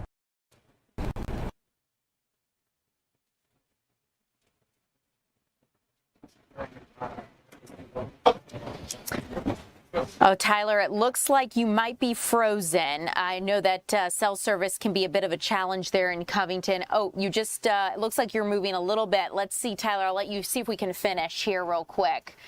I'm not sure if we can hear you at all. Your shot is a little bit grainy. So, Tyler, we'll let you get back to keep gathering information. I do appreciate the update this far. Your shot is frozen. So, you guys, according to Newton County Jail records, I know it cut out right when Tyler was saying the man's name. It is 63-year-old Owen, or Chip, as his nickname is, Holmes, who has been arrested with murder and facing murder charges, first-degree arson, aggravated assault, and possession of a firearm or knife while committing a crime. So we'll continue to keep you updated as this moves through the legal process. One thing we don't know, and I think Tyler mentioned this, it's unclear what sparked the violence and if Holmes and the victim knew each other. So we'll keep you updated as we learn any new details. But let's continue, because right now a benefit is going on by firefighters working to collect needed items for those families still struggling to get back to normal after the wildfires here in the southern part of our state. Maria Guzman joins us live from the Forsyth County Fire Department. Maria, it is great to see you. Tell us a little bit about this effort. Hi, Ariel. Yes, this relief drive is hosted by Forsyth Fire Department here in the county. And I do want to show you, I'm inside this trailer that's hosting all the donations. And I just want to show you how much of the donations they've collected. So it goes all the way until the back. So right here we have a lot of bedding, towels, some clothes as well, a lot of boxes for food, even some diapers as well. We're seeing dog food. So these all donations are dedicated for families who have lost their home. So, I mean, we have toilet paper, so it just really expands from the top to the bottom. And here, the department, they told me that they wanted to host this because they want to be sure that even after the fires are controlled and first responders have done their job, they don't want the families to go forgotten as they begin rebuilding. So let's go ahead and take a listen on how you can still help. We know that the fires are generally under control now.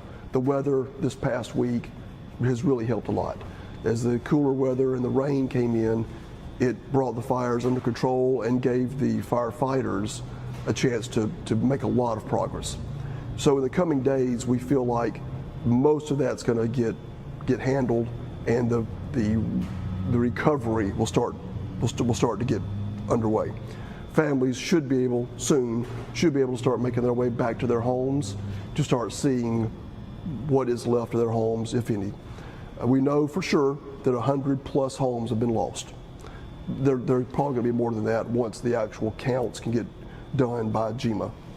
But there are other folks that may just have a damaged home or homes that are just filled with smoke, that may not be livable for a while, and likely power has been out now for several weeks in a lot of these areas. So anything that's left in the refrigerator is going to be lost. So whether they lost their home entirely or just were displaced for a few weeks, they're all going to need items, and they're going to be relying on their local food pantry, their local churches to help them out. So that's why this food drive for us is so important. We're hoping to gather as much as we can so we can get it shipped to South Georgia next week to start restocking those depleted supplies. Yeah, how is the shipping going to work? Like, how are you guys are going to be able to get all these supplies to South Georgia? We live in such a great county. I love Forsyth County. The people here are so generous, and it's always been that way. I'm so blessed to work here. A local food pantry in Forsyth County, the Hightower Food Bank, has partnered with the Forsyth County Fire Department, and they're helping us warehouse these items as we collect them over these couple of weeks. And then they are going to provide the shipping to South Georgia. They have trucks and drivers, and they're going to be able to ship things to the South Georgia food banks that will be receiving these in. And then once they get warehoused there, they'll be distributed out throughout those communities, primarily in Clint, Eccles, and Brantley counties. Yes, and again, you still have a chance. You're able to drop off any donations at the 14 stations here at Forsyth County. Again, it goes all the way until Sunday, and that member with the fire department told me that they did a similar drive back in 2005 in Katrina, so he wasn't surprised to see the amount of people who have donated here at the county. Ariel. Maria, wonderful effort. Thank you so much for letting us know how we can help and get involved. I mean, no one wants to lose their home in a disaster, and knowing that there's community members who are rallying to try to help our neighbors to the south is truly wonderful. So, Maria, thank you so much. As we continue here at 2 o'clock, you guys, I want to let you know where we're headed. We are going to go check out a very special gala with our Chris Rosenthal. You've heard of the Met Gala. Well, I might argue that this one is even better. It is the Met Gala, and it is all to help patients dealing with difficult diagnoses at Children's Healthcare of Atlanta.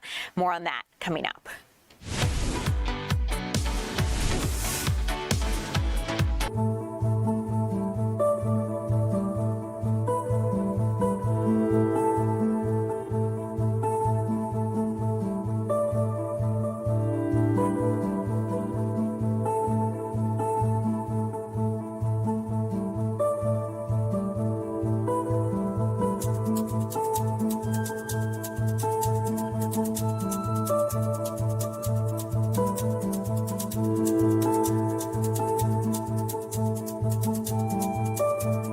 Patient that we don't not supposed to.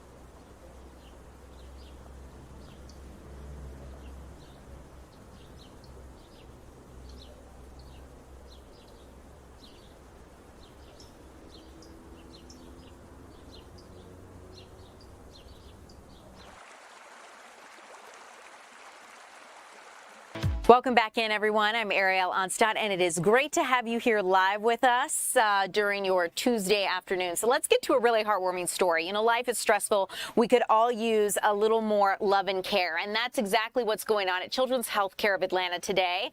We've got our Chris Rosenthal live. Chris, this is a really great story. You know, we have the Met Gala. We love it, but maybe the Mutt Gala is even better.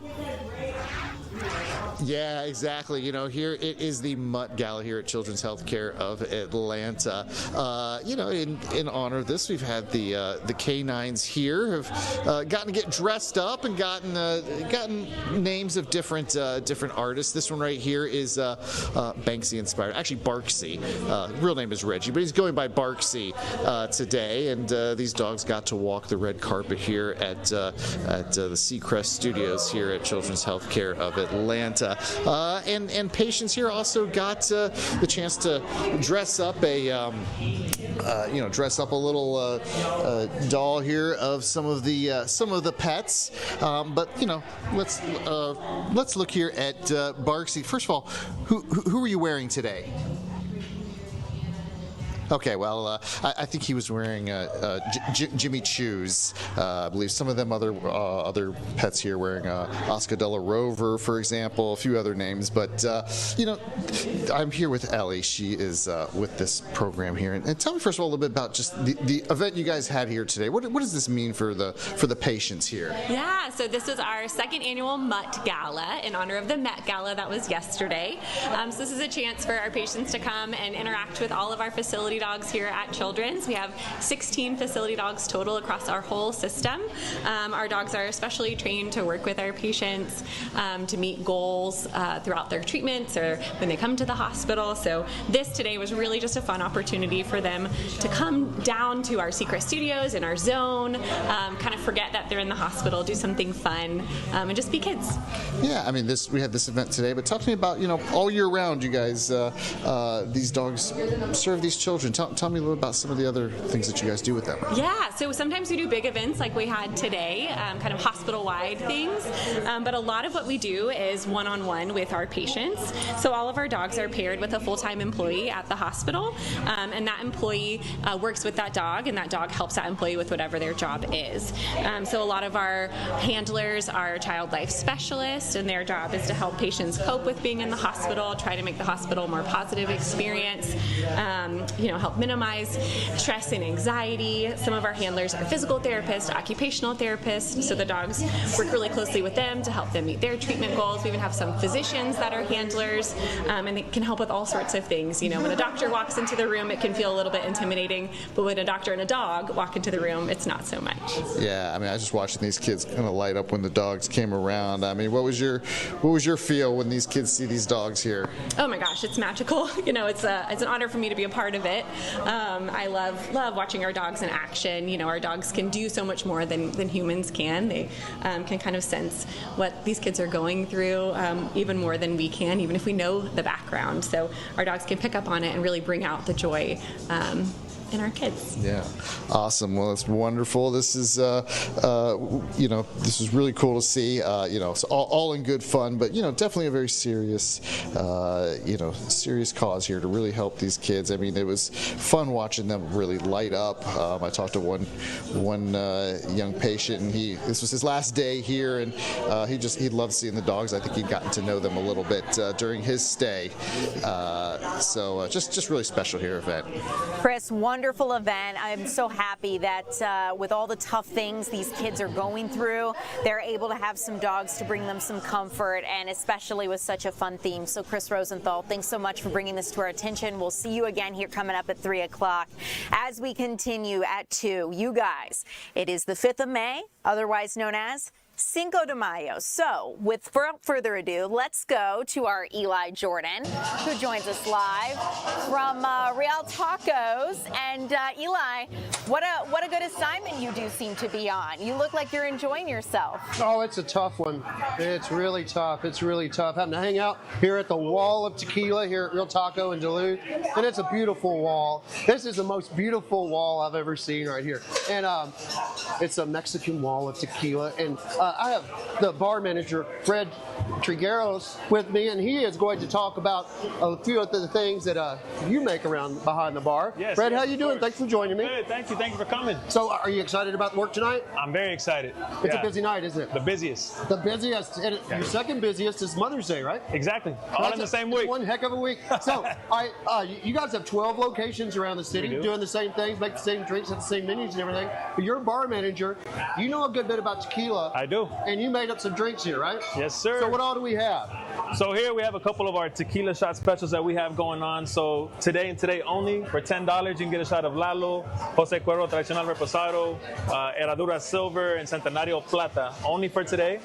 This right here is our #1 selling cocktail. It's the Pineapple Guava Margarita. Ooh. So that has tequila and mezcal if you want to get a little crazy today, right? Yeah. It's the day to do it, Cinco de Mayo. Sounds good. Now, Cinco de Mayo. Yes. It's probably more popular in America, celebrated more in America than it is in Mexico. It is. But a lot of people confuse it for Mexico's Independence Day, but it's not. Oh, it's not. It's not. Tell us what it's about. So Puebla is basically a battle of Puebla that was won. We beat the French. It's a story about the Mexican resilience people, right? Because we were outnumbered. And, you know, even some of the tequilas here that we have on the wall shows that resilience. So my favorite tequila, it's a good sipper, Arete Blanco.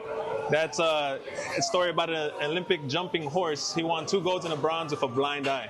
With a blind eye. So he's a very famous Mexican horse, very popular. So another story of resilience. So this is your favorite tequila? It is. And so what is a good tequila on Cinco de Mayo?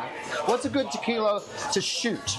You want to do Every shots? tequila is good to shoot, but in my opinion, this Tres Generaciones Plata is amazing. If you don't really want to taste too much of the agave and you just want to have fun, do that one. All right, well, what's a good tequila to mix? Right over here, we have G4 Blanco. G4 Blanco. All right, now, what's a good tequila to sip? Ooh, the Arete.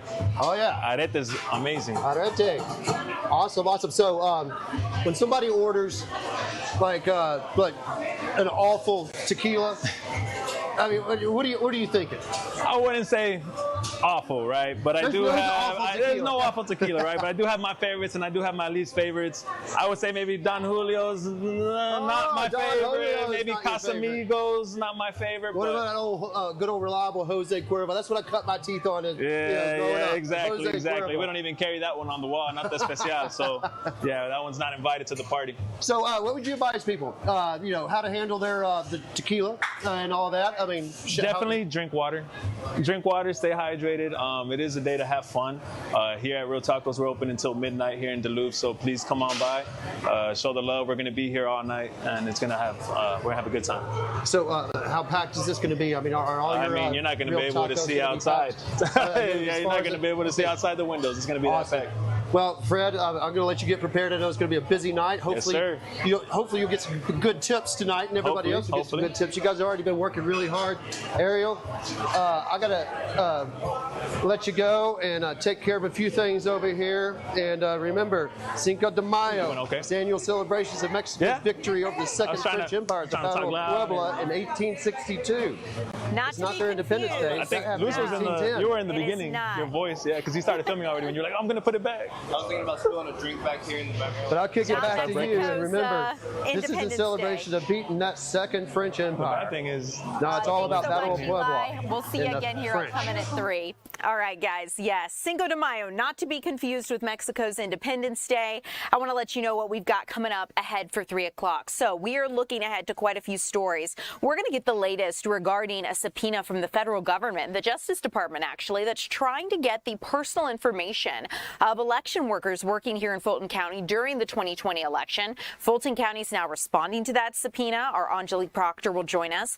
And then in DeKalb County, we've understood that a judge has ruled on some sweeping changes regarding elections that were to take place in DeKalb, and a judge has ruled in DeKalb County's favor, basically not allowing the state to have more control over local elections. We're going to talk to our Deidre Dukes about what this means.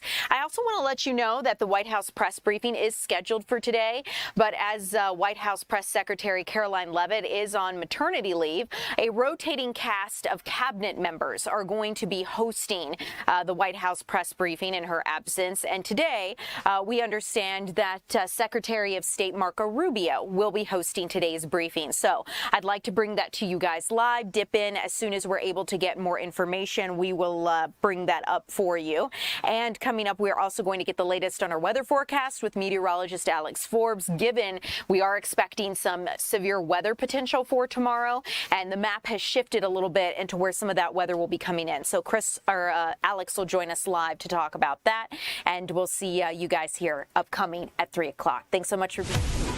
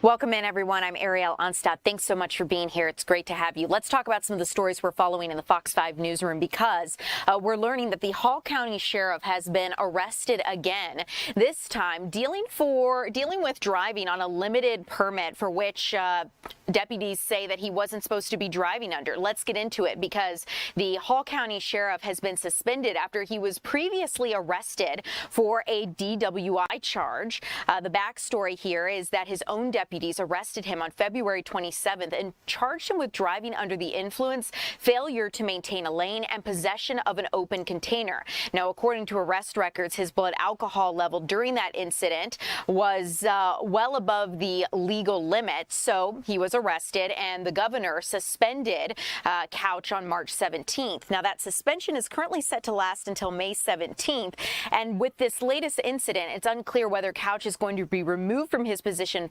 permanently following this latest incident. Investigators with the Dawson County Sheriff's Office allegedly saw Couch swerving on Georgia 400 and discovered that he was driving on a limited permit after that previous DUI arrest and was allegedly violating those restrictions. So because of that, they arrested him again. As we continue here at 3 o'clock, let's get into a story that we're following here, because a judge has just ruled in favor of DeKalb County, and this dealt with the state election board trying to implement some major elections changes. Let's get out to Fox 5's Deidre Dukes live there from the state capitol. Deidre, it's great to see you. Break this issue down for us. What does this mean for DeKalb County?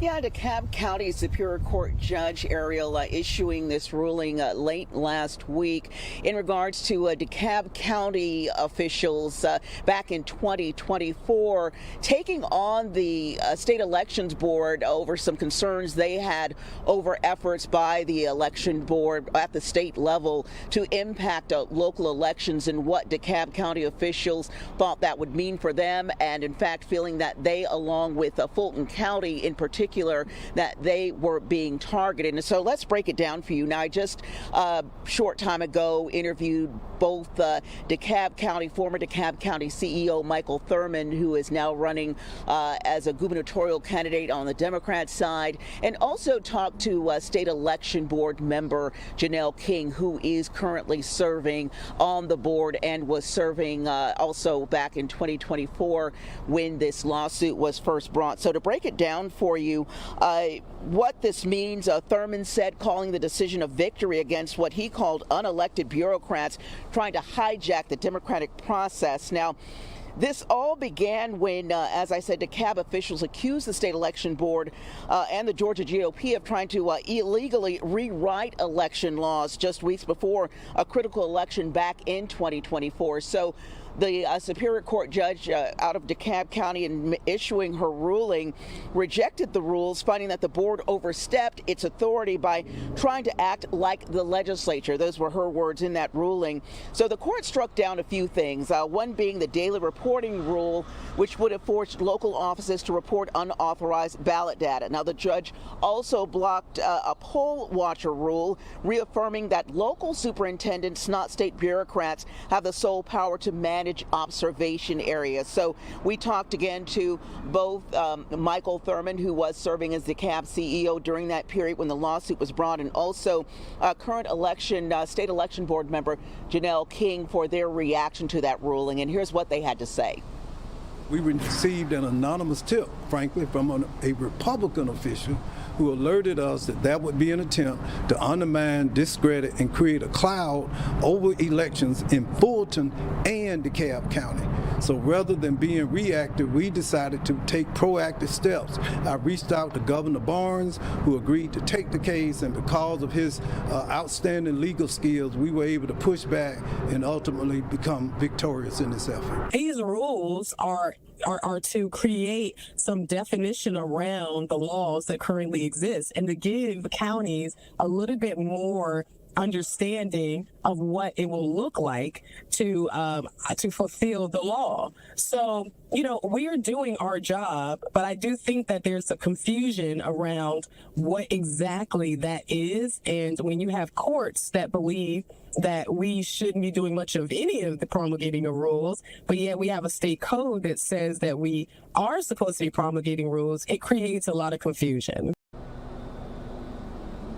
And King did say that the board will continue to work in the best interest of Georgia voters. Meantime, Thurmond saying that the ruling is a victory for all Georgia voters, insisting that local elections should be left in the hands of local election boards and that the state election board should not have the power, in his words, that the state election board, he believes, was going after, saying it wasn't about election integrity, but alleging that it was actually an effort by the Republican-led board to take over elections in these Democratic run counties. And so right now, definitely DeKalb County leaders seeing this as a victory as the elections are now underway here in the state, Ariel. Deidre, this is really interesting, and I know that you'll continue to keep us updated because we've had extensive conversations about this back and forth with the state elections board, if you will. Interesting to see how this might affect other counties as the debate continues. Yeah, absolutely. And as you know, we have seen a lot of, in regards to legislation here at the state level, just with the state legislature having wrapped up just within the past several weeks. We've been looking at election laws that failed to pass, election legislation that did pass, now awaiting whether or not the governors will sign this legislation, some controversial legislation there. So just a lot going on with our election law here in Georgia, again, as we head into or right in the midst of midterm elections and the impact both at the state and the federal level with some rulings that have been made by the high court, just how we might see everything shape out here as far as elections at the state and federal level here in coming months. Deidre, no doubt you'll continue to keep us updated on all of it. I always appreciate our conversations. Thank you so much for joining us live here at 3 o'clock. I know we'll see you again later this evening as you continue to get more information on this story. So thank you so much.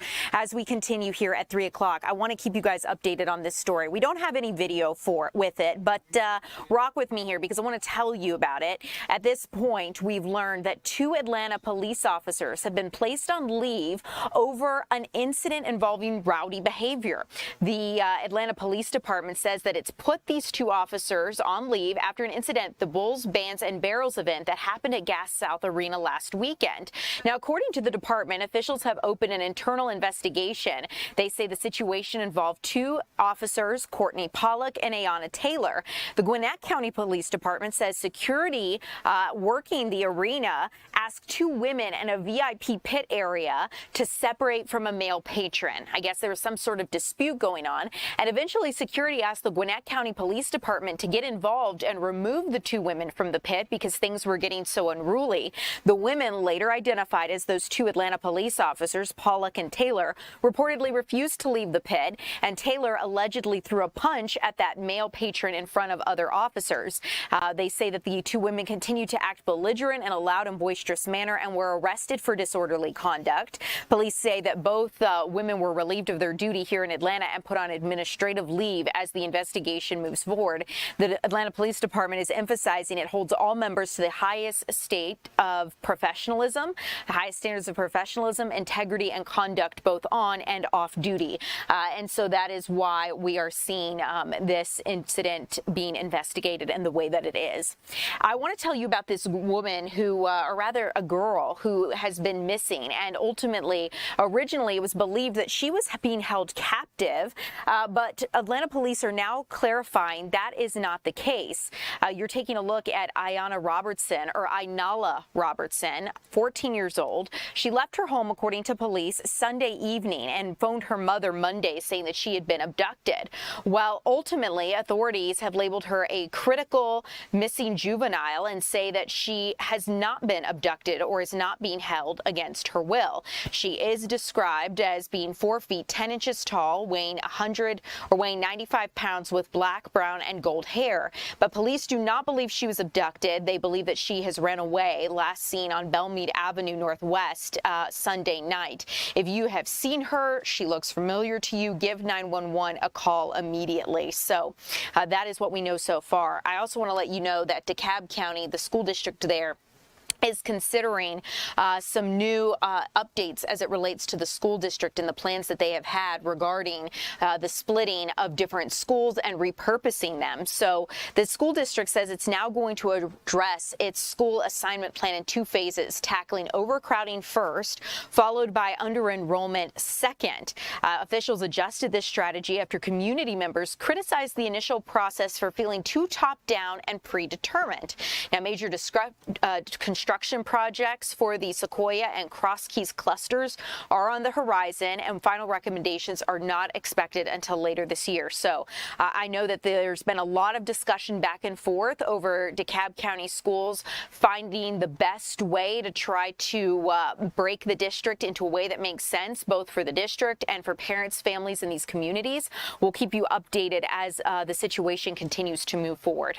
Let's get an update regarding a situation here in Fulton County. This has been big news because the Department of Justice has subpoenaed the Fulton County Board of Elections, asking for all information, and a lot of it very personal, on workers working during the 2020 election. And now Fulton County is responding to that subpoena. Let's get out to our Angelique Proctor, who joins us live. Angelique, great to see you. What can you tell us about this subpoena and then how Fulton County is pushing back? Well, good afternoon to you, Ariel. Fulton County is definitely pulling back. It seems like they are always in, or shall I say we, because I live in Fulton County, always in the national spotlight. And now lawyers for the Justice Department are asking for this personal information from everybody that was associated with the 2020 election. Now, according to this motion that was filed in federal court on yesterday by Fulton County, the U.S. Justice Department Department is talking about county employees who assisted in Election Day, temporary poll workers, volunteers, and even bus drivers who operated mobile voting locations. Now, all of them worked in one way or another during that 2020 election. The county has hired outside national attorneys to assist the county attorney with this fight, and it is a huge fight. Fulton County Chairman Rob Pitts says Fulton County will not turn over this personal information on these election workers and volunteers. Take a listen. What's happening here is this is still a continuation of the fixation of President Trump and his allies on the 2020 elections. It's just outrageous what's happening. And this latest example is, I think, the Justice Department, under his direction, are now seeking the personal information of all employees who worked on the 2020 election. How outrageous can that be? And we're not going to let that happen. What I think this is an ongoing effort to harass us, to intimidate us, and to chill participation in the 2026 election, but more importantly, in the 2028 election. I've said before, we and I am going to fight it with every resource that we have available. We're going to fight fire with fire, and we're going to prevail in the end. This has to end at some point. When you say personal information, what are they looking for? They want name, address, cell phone, telephone number. Why? Email address. Why? It makes no sense that we're going to fight like hell to protect that.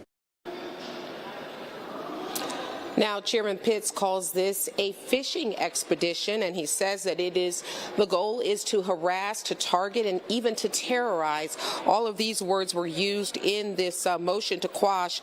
And of course, they are also saying that these are President Donald Trump's perceived enemies. And this is all an attempt to undo this false claim that the 2020 election was stolen from President Trump. Now, the Justice Department is also asking Fulton County to send the information out of the Middle District of Georgia and to a prosecutor who has been appointed and who is pursuing election-related probes across the country. So they found that curious or odd that it would not even be handled here in the Northern District of Georgia. The motion also points out that that 5-year statute of limitations is already up. We're talking 2020. This is, of course, 2026. And so they believe that the time has really run out. The clock has run out on this, and that if there were any crime in 2020, that would be irrelevant now in 2026. So what they're waiting on now is to hear back from the Justice Department for them to respond to this motion to quash, and they would also like to get in front of a judge and actually have a hearing on this matter. Angelique, no doubt you'll continue to keep us updated. This is an ongoing saga that continues to have many twists and turns for sure. And asking for such personal information from all of these workers, it's going to be interesting to see what Fulton County ultimately does. So, Angelique, I'll let you get back to information gathering. Thank you so much. We'll see you again this evening. As we continue here at 3 o'clock, you guys, we know that while White House Press Secretary Caroline Leavitt is on maternity leave, a rotating cast of cabinet officials will be briefing us from the podium. Today, the White House press briefing is being hosted by Secretary of State Marco Rubio. I'd like to listen in together on what the Secretary of State has to say live. This is an international waterway, and international law is very clear, and I love it because everybody always talks about international law, and this international law on this is very clear. International waterways, no country can control them. There is no international law that allows you to say, I'm going to put mines in an international body of water and I'm going to blow up ships that don't listen to us and try to go through. That's what Iran is doing. This is a criminal act, and someone needs to do something about it. Something needs to be done. It's completely illegal, completely illegitimate, and completely unacceptable. And that's why the United States military is guiding stranded commercial ships safely through the strait and is working to restore freedom of navigation and putting an end to these efforts to hold the global economy hostage. So far, as a proof of concept and as a proof of function, 2 U.S. flag merchant ships have successfully transferred the Strait of Hormuz in the first stages of this project, and they're now safely on their way. The U.S. military is deploying the necessary assets to extend this defensive umbrella over commercial shipping. But there should be no mistake.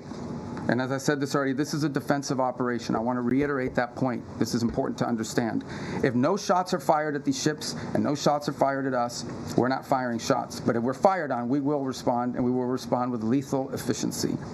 The assets supporting this project, by the way, include guided missile destroyers, over 100 land and sea-based aircraft, multi-domain unmanned platforms, and 15,000 of the finest military service members on the planet. These forces have already destroyed, as I told you earlier, I thought it was 6, it's 7 Iranian fast boats that failed to heed our warnings. And by fast boats, we're talking about, some of these things look like Boston whalers. Okay, so these are not like Navy ships. But nonetheless, they come fast at these boats, try to swarm them, try to harm them. We're not going to let that happen. So 7 of them now sit at the bottom of the sea, along with, by the way, the rest of Iran's Navy. That's where you can find their Navy today. And we're going to continue to systematically clear this passageway through the straits to restore freedom of navigation. Now, while this project steadily progresses, Operation Economic Fury, continues to impose maximum pressure on the Iranian regime and what remains of their already frail economy. Today, inflation in Iran is 70%. And their currency is in total and complete freefall. U.S. sanctions enforcement is stepping up. It's moving in lockstep with the naval blockade to degrade Iran's capacity to generate, to move, and repatriate revenue. It directly targets the regime's primary revenue lifelines. The blockade alone is costing Iran as much as $500 million a day in lost revenue. 90% of total Iranian trade has been halted, causing permanent damage to Iran's oil infrastructure as wells are forced to shut in. Again, all of this is in response to their piracy. Okay, it cannot be that you have these straits and they blow up any ship that moves and the only ships that get to go through are theirs. You can't have a situation in which the straits are closed to everyone else, but they benefit from the piracy. That can't happen. That's why the blockade is in place, and that's why these sanctions are crippling them. Any foreign financial, by the way, Treasury is now identifying and cutting off every dollar of revenue that's flowing to this regime. And so, look, any foreign financial institution or commercial actor that enables Iran's sanctions evasion is going to face secondary sanctions exposure and a loss of access to the U.S. financial system. As President Trump has said, and the facts clearly bear out, the United States of America holds all the cards. There is no scenario here in which if they decide to join a ladder of escalation, they wind up getting the last say. But our preference is for these straits to be opened to the way they're supposed to be open, back to the way it was. Anyone can use it, no mines in the water, nobody paying tolls. That's what we have to get back to, and that's the goal here. Every day the conflict continues, however, our leverage on Iran will continue to increase, and their position will continue to weaken, especially as the blockade really begins to bite in conjunction with the sanctions. So, look, the time's come for Iran to make a sensible choice. And it's not easy for them to do that, obviously, because they have a fracture in their own leadership system. And apart from that, I mean, the top people in that government are, to say the least, they're insane in the brain. And so we need to address that, and it's difficult because it's hard to get past that in their system. But it's important for them to make a sensible choice and the one that's right for their people. The president, our president, has proven time and again that his preference is peace.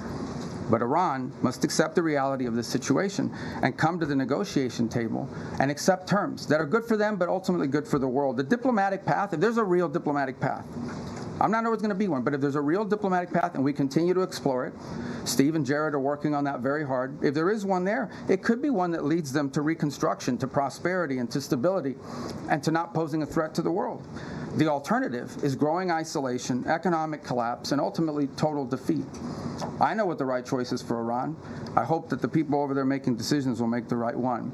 The last point I would make, and it really is important for them to understand this, is they really shouldn't test the will of the United States, at least not under President Donald Trump. He has proven time and again that he will back up what he says. And if they test him, ultimately they will lose. The hard way, the easy way, the long way, the short way, they will lose. And with that, it's time for your questions. So, Catherine, why don't we start with you first? Hi, Catherine Herridge. I'm an independent journalist. Secretary Rubio, have you seen any recent indications that Iran is willing to give up its nuclear weapons program that is credible, verifiable, and that would lead to an immediate de-escalation? Well, look, this is a long-standing problem for them, right? I mean, they have wanted, they have always said they don't want a nuclear weapon. That's because they've always said that, they just don't mean it. And why do you say, well, how do you know they don't mean it? Well, we don't mean it because they're doing all the things, and historically have tried to do all the things that you do if you want a nuclear weapons program. For example, they innovate and try to innovate long-range delivery missiles that now, in some cases, are capable of reaching much of Europe. They build these large underground centrifuges for enrichment activity. There are countries in the world that are involved in the enrichment business, but these guys do it in mountains and in caves and in hiding. They've always had secret components of their nuclear program undisclosed to the world, and we know for a fact that they retain highly enriched uranium at 60%, that they did so, and that has no civilian use, none, zero whatsoever. So they have an opportunity here to agree to something that will make it clear that they're not interested in a nuclear. One thing is to say we don't want a nuclear weapon. Another thing is to do the things that prove you don't want a nuclear weapon. By the way, if what Iran wants is a civilian nuclear program for power plants and stuff like that, there are a lot of countries in the world that have that, and they don't enrich. They import the enriched material. You know, they could have that if that's what they wanted, but they're not acting like that's what they wanted. They're acting like they want a military, nuclear program. That's unacceptable. So that's the process we're engaged in now. To create, that's the object of this diplomacy, is to come up with some level of understanding about what are the topics that they've agreed to negotiate on. We don't have to have the actual agreement written out, and one day this is highly complex and highly technical.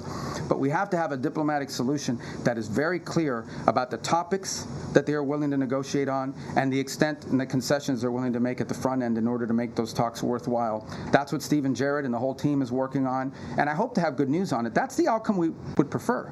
That's the outcome we would have preferred a year ago. That's the outcome I think most of us would have preferred a long time ago. But that's not the option they've given us, given their activity.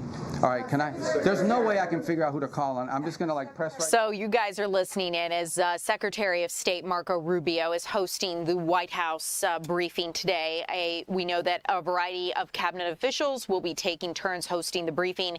And right now the Secretary of State is answering a lot of questions about the war in Iran.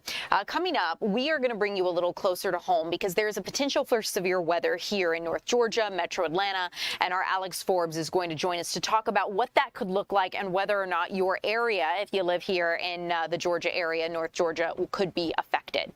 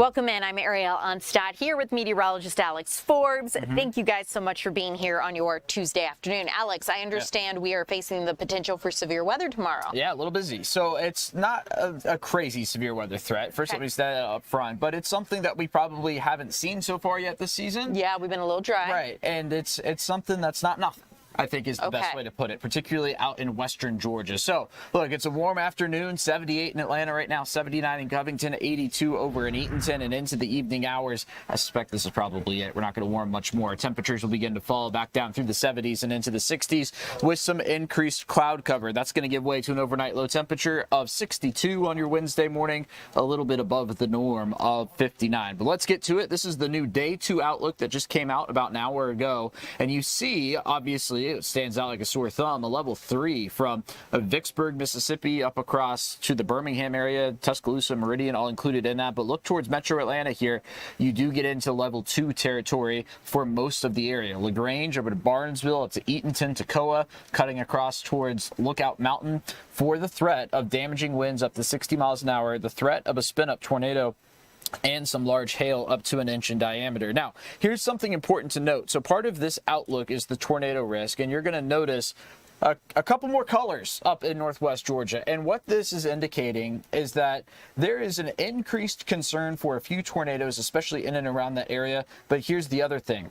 The risk for a strong tornado, which means EF2 plus, cannot be ruled out, particularly in the yellow and brown shaded area there. So if you live in Rome, you live in Bartow County, Polk County, Paulding, over towards Haralson, Carroll, and then certainly across into Alabama, I want you to stay weather aware tomorrow night because you're probably at, well, I'd go as far to say, a greater risk than the rest of us. Now, the other thing we're looking at is the risk for flash flooding. So we've got this flood watch now for widespread rainfall totals of 1.5 to 2.5 inches, but we could see some isolated totals of 4, maybe even 5 inches in this green shaded area, which is pretty much our entire area, excluding Athens and points east of Athens. So that's going to be your flood watch here, and that takes effect tomorrow afternoon and goes through Thursday morning. So let's time it out now, hour by hour. There we go to 6 p.m. tomorrow. The storm's on our doorstep. I'm watching to see if any storms get going along and ahead of that line because those would also have a severe weather threat with them. But then into the evening, there's 11 p.m., right? Allowed 11 p.m. right along the I-85 corridor. And then by 4 or 5 o'clock in the morning, notice we get that secondary wave. We could still be looking at some strong storms pushing southward by then. But what you see in Metro Atlanta there at 9, 10 o'clock, severe weather is over. That's just heavy rain because the atmosphere will have been worked over. So let's talk storm threats here. I think we're going to see a lot of lightning. Put that damaging wind threat at medium. Large hail and tornado threat are both low, but they're not zero. And I think that's the best way to put it. Low, but not zero. All right, 70% chance of storms tomorrow, and more specifically into tomorrow night, 40% Thursday morning. Unsettled Friday and Saturday, but notice that Mother's Day rain chance up to 60%. Going to keep it at 60% for Monday as well. A couple of storms before we clear out next Tuesday. Oh, so Mother's Day just went up for a little bit more rain. Yeah. Okay. Well, there's some time between now and Mother's Day. Things could change. I don't think it's going to go down. It's only going to go up. Yeah. I have outdoor plans, Alex. Say it's not so. About that. Well, what time of day? So like the morning looks okay. All right. It's the afternoon and evening that look. I saw someone here in our chat say, but you know Father's Day is going to have sunny weather. What? I don't think that's how that works. Mother Nature doesn't know what arbitrary days are. Yeah, that's a good point. But, you know, we're still be a little salty. Okay. So, Yeah. Alex, thanks so much, as always. Guys, let's get to some local stories we're following here in the Fox 5 Atlanta newsroom because I want to get an update from Atlanta City Council. City Council members are actually taking a look at ways to improve security at major events following a deadly shooting at the 404 Day Festival. We just got to some video there so you can see what we're speaking about. This actually involved a teenage girl at that who was caught in crossfire and killed during that 404 Day Festival last month. But City Council members have approved a study to examine ways to improve safety. We know that authorities are also offering for a $15,000 reward for information leading to an arrest as the shooters in that 404 Day shooting or 404 Day Festival shooting are still at large. If you know of any information, give police, Crime Stoppers a call. You can remain anonymous. But City Council is trying to figure out whether or not the guidelines they have in place for major events here in our city are enough to keep people safe, or if further guidelines need to be added. I also want to let you know about this curious story. A Gwinnett County police officer has been arrested after a domestic dispute. And investigators say the woman you see here on your screen, Renee Downer, pushed a former partner during an argument and also used a police database to track the victim's location. Downer's facing charges of simple battery and stalking after the department audited her use of law enforcement resources. Investigators determined that Downer, this officer, and the victim were living together and in a relationship while the victim was preparing to move out. And officers say that further, they learned that during an investigation, Downer had used department resources to find information about the victim's location. Downer was arrested and charged with simple battery and stalking, like I mentioned. Now, the Gwinnett County Police Department has not said what databases were used or how many times she searched for the victim's information, but we'll keep you updated as this progresses forward. Let's talk about this heartbreaking story involving a boy who has lost his therapy pig. Our Terry Jabor brought this story to our attention, saying that this 12-year-old boy is mourning the loss of his 400-pound therapy pig, Bootsy, who was shot and killed after escaping her pen last week. Now, you're looking at that boy. His name is Garrett Cox, and they say the pig helped him. He has ADHD, and that displays as autism, and the pig helped him gain confidence and find his place through the school's FFA program. The Jackson County Sheriff's Office is investigating the shooting as the family's seeking accountability for the person who killed the animal. It's really heartbreaking because that pig had escaped his pen, and the father of Garrett Cox, Matt Cox, says that they went to put the pig away for the night, and that's when they noticed that she was missing, Bootsy was missing. And then the dad said he heard a gunshot nearby shortly after starting his search and found that Bootsy had been killed. So it's been a really hard time for the family as they've tried to figure out what happened regarding the loss of this pig. Take a listen to what Garrett Cox's parents had to say. This little quiet, shy boy struggling to find his place in the world, to all of a sudden there was the hope. She would literally follow them around the yard. They go up on the trampoline. She just like grazes around the trampoline while they're jumping on the trampoline. That was his past, present, and even his future because of his relationship with Bootsy. When you ask him now, Garrett, what do you want to be when you grow up? I want to be a pig farmer. So, the family's just heartbroken and trying to figure out ultimately who killed their pet. So if you have any information on this, of course, Jackson police are doing an investigation there in Jackson County, trying to figure out more. We'll keep you updated if anything about this changes, if we learn any new information. As we continue here, coming up next, we have another story related to an animal to tell you about. Coweta County is getting a bomb-sniffing canine dog.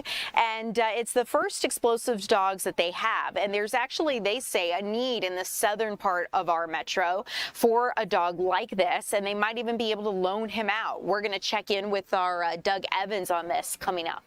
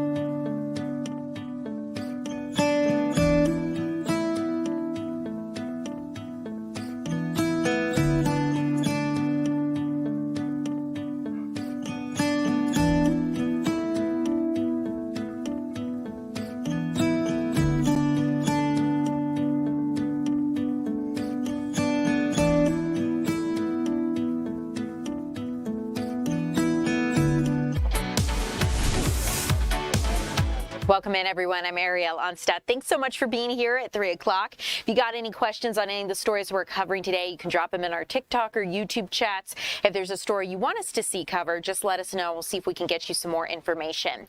Let's turn our focus to Coweta County, where Doug Evans is ready to tell us about a new bomb-sniffing dog that police are getting. Doug, it's good to see you. Tell us a little bit about Sally and why they say this canine is so necessary. Good afternoon, Ariel. You know I love a good police canine story. This is Sally. Sally is a bomb-sniffing canine, as you said. She's with the Coweta County Sheriff's Office. You know, in South Metro Atlanta, there are not many explosive detection dogs available to the police departments in this area. Fulton County, yes. Atlanta, yes. Even like Athens and UGA over the years has had bomb-sniffing dogs because of sporting events, large gatherings, that sort of thing. And so here in the South Metro Atlanta area, that has kind of been a void, and not so much anymore with the addition of Sally at the Coweta County Sheriff's Office. Sally is a German short-haired pointer. She comes from Greece. She's 18 months old. They've been training her since September of last year. Now, she's going to be important to big gatherings, VIP visits, also sporting events, also like commission meetings and council meetings. Apparently, there have been threats made. The other thing is school bomb threats. 'Tis the season, the end of the year, when we start to hear of all these school bomb threats at Metro Atlanta schools. In fact, there was one just last week in which a school was closed and students were evacuated because of a bomb threat. Sally is trained to clear that building quickly and help get students back to class. I talked to Sheriff Lynn Wood about how this came about. It's been in discussion for the last several years about whether we needed one at this time, but with all the different things that are going on right now with school bomb threats, and even with commission meetings and council meetings, threats that you receive, we thought it was a good time while we had community support to purchase another dog. We looked at getting a bomb dog for this area. We have access from Fulton County and some other places, but it's best to have one here ready for us when we need it. You talk about community support. Was this dog made available by funds from the community? It was. Every time we've needed a dog, there's been community support that supplied the dog.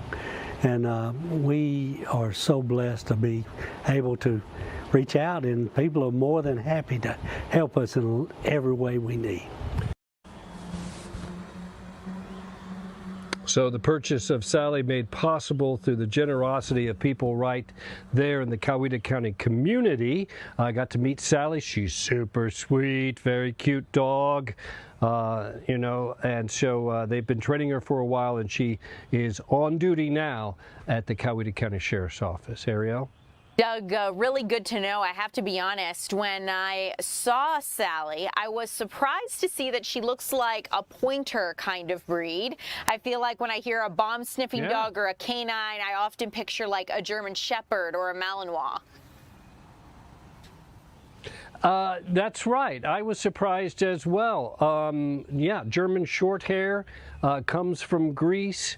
So why this particular dog, I don't know. But we also know that, you know, another type of dog that's very good with their nose are beagles. Yeah. Which they use for all kinds of things. Even, you know, I was trying to think, over at the USDA has a place over in Coweta County where they train dogs for the USDA and things like that, airport dogs, things like that. Yes. They also use Jack Russell Terriers. Huh. Jack Russell Terriers are a kind of dog that sniffs out reptiles. I could see it. Yeah, there's all types of dogs that could do all types of things. Yeah. And terriers are so stubborn, I would imagine that a Jack Russell would not let go of things once he's got scent of it or something to that nature. So yeah, if anyone has a Jack Russell, you know what I'm talking about. Tug, thanks so much for bringing this to our attention. I know we'll see you again later this evening, so thanks so much.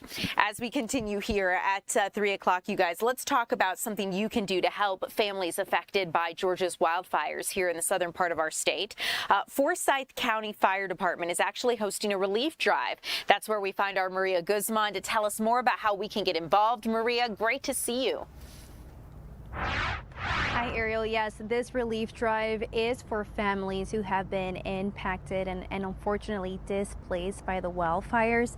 This trailer has all the donations that they've been collecting. Only some, it's just holding them at least here at this spot. And I have here a bag with some donations. So just for example, the items that they are looking for or need, you know, they range from like toothbrushes to like instant rice.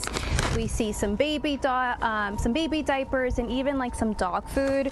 This one also has some hand sanitizer. So these are just some of the items that they're asking for the public and also just collecting as well. Now they do tell me that this is a county-wide effort, that they are partnering also with another food bank here to make this possible. I spoke to Jason Shivers, who is part here of the department. So let's go ahead and take a listen. And I think it's easy enough to say that we've had at least 150 individual deliveries to a fire station, donations. Some of those were small, some of them are sizable, but it's tough to say, which is fine. That's actually good that we're getting a good response from people in a way that we can't really count how much is coming in. Yeah. We're going to do this through Sunday. We're trying to call it Sunday evening, Mother's Day night. We may be able to push it into early next week. Just depends on when we can get the shipment to South Georgia. But throughout the rest of this week and this weekend, if you are where you can help donate, we would be very grateful of any assistance you can provide. And you guys are working closely here with the food pantry also. So just talk to me about that partnership and how you guys are partnering together to help get these items all down to South Georgia. Yes, ma'am. A local Forsyth County food pantry, the Hightower Food Bank, is who we've partnered with here locally. And they've got the resources and the contacts in South Georgia. They're going to provide the shipping for us. They're warehousing these items. As we gather at the fire station, we're taking this trailer loaded to a local warehouse that Hightower Food Bank owns, and then they'll gather all those up next week and ship them in a truck to South Georgia. And in South Georgia, we're working hand in hand with the Second Harvest Food Pantry of South Georgia. Perfect. Anything else that you want to say to people watching this, to people who have given back, or to the community here regarding this drive? If you've assisted us, we're deeply grateful. Thank you. If you can still help, we would love to get more than you can provide for us. But more than anything, I want to say thank you. I've worked in Forsyth County 28 years. It's the only thing I've ever done. And this county never ceases to amaze me. The people here are so good. They're so generous. And I'm honored to be able to work in a fire department that cares. I'm honored to be able to work for a fire chief that helps put things like this as a priority for others. And I'm honored to be able to work with our local folks in this county that they could do other things. They could be spending their money other ways. And instead, they're choosing to help us with this. It's the best feeling in the world, and I'm so deeply, deeply grateful to Forsyth County. Yes, and he tells me that they're trying to help as many as family as possible. They did receive notice that about just more than 100 homes have been destroyed, unfortunately, in South Georgia. So you still have time to donate all the way through Sunday, and you're able to donate any of the donations and drop them off at either the public safety building here in the county or at any of the 14 fire stations as well, Ariel. Maria, wonderful to know. You can tell he's just so touched by the community support, and it's so heartwarming to see just how not only the community has stepped up, but also just how warm and wonderful he feels as a result of that. So need more good feelings like that. So Maria, thanks so much for bringing this to our attention.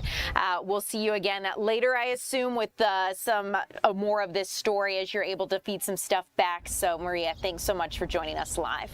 As we continue here at 3 o'clock, you guys, straight ahead, we are going to be checking in with our Chris Rosenthal about the Met Gala. Not the Met Gala, the Met Gala. And this is all for a great cause to help kids battling really tough diagnoses. More on this coming up.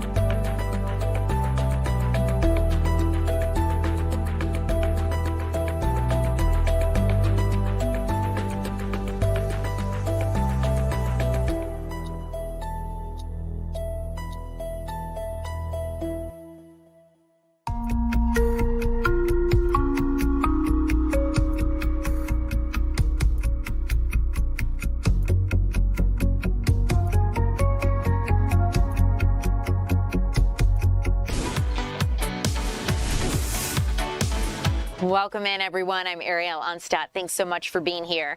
I'm sure many of us have heard of the Met Gala.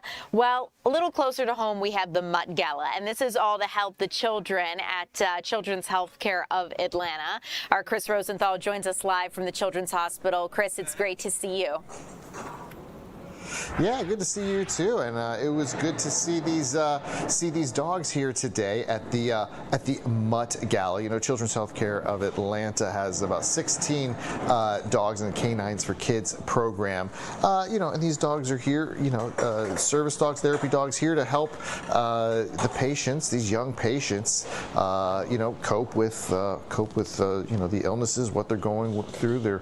Many of them are here staying at the hospital for days, and it really helps them out. So they program a lot of different events here throughout the year for the children. But this is the second annual Met Gala, inspired by the Met Gala going on, where the dogs got to dress up. They took on names that were sort of themes of artists. One of them, instead of being Banksy, they named the dog Barksy.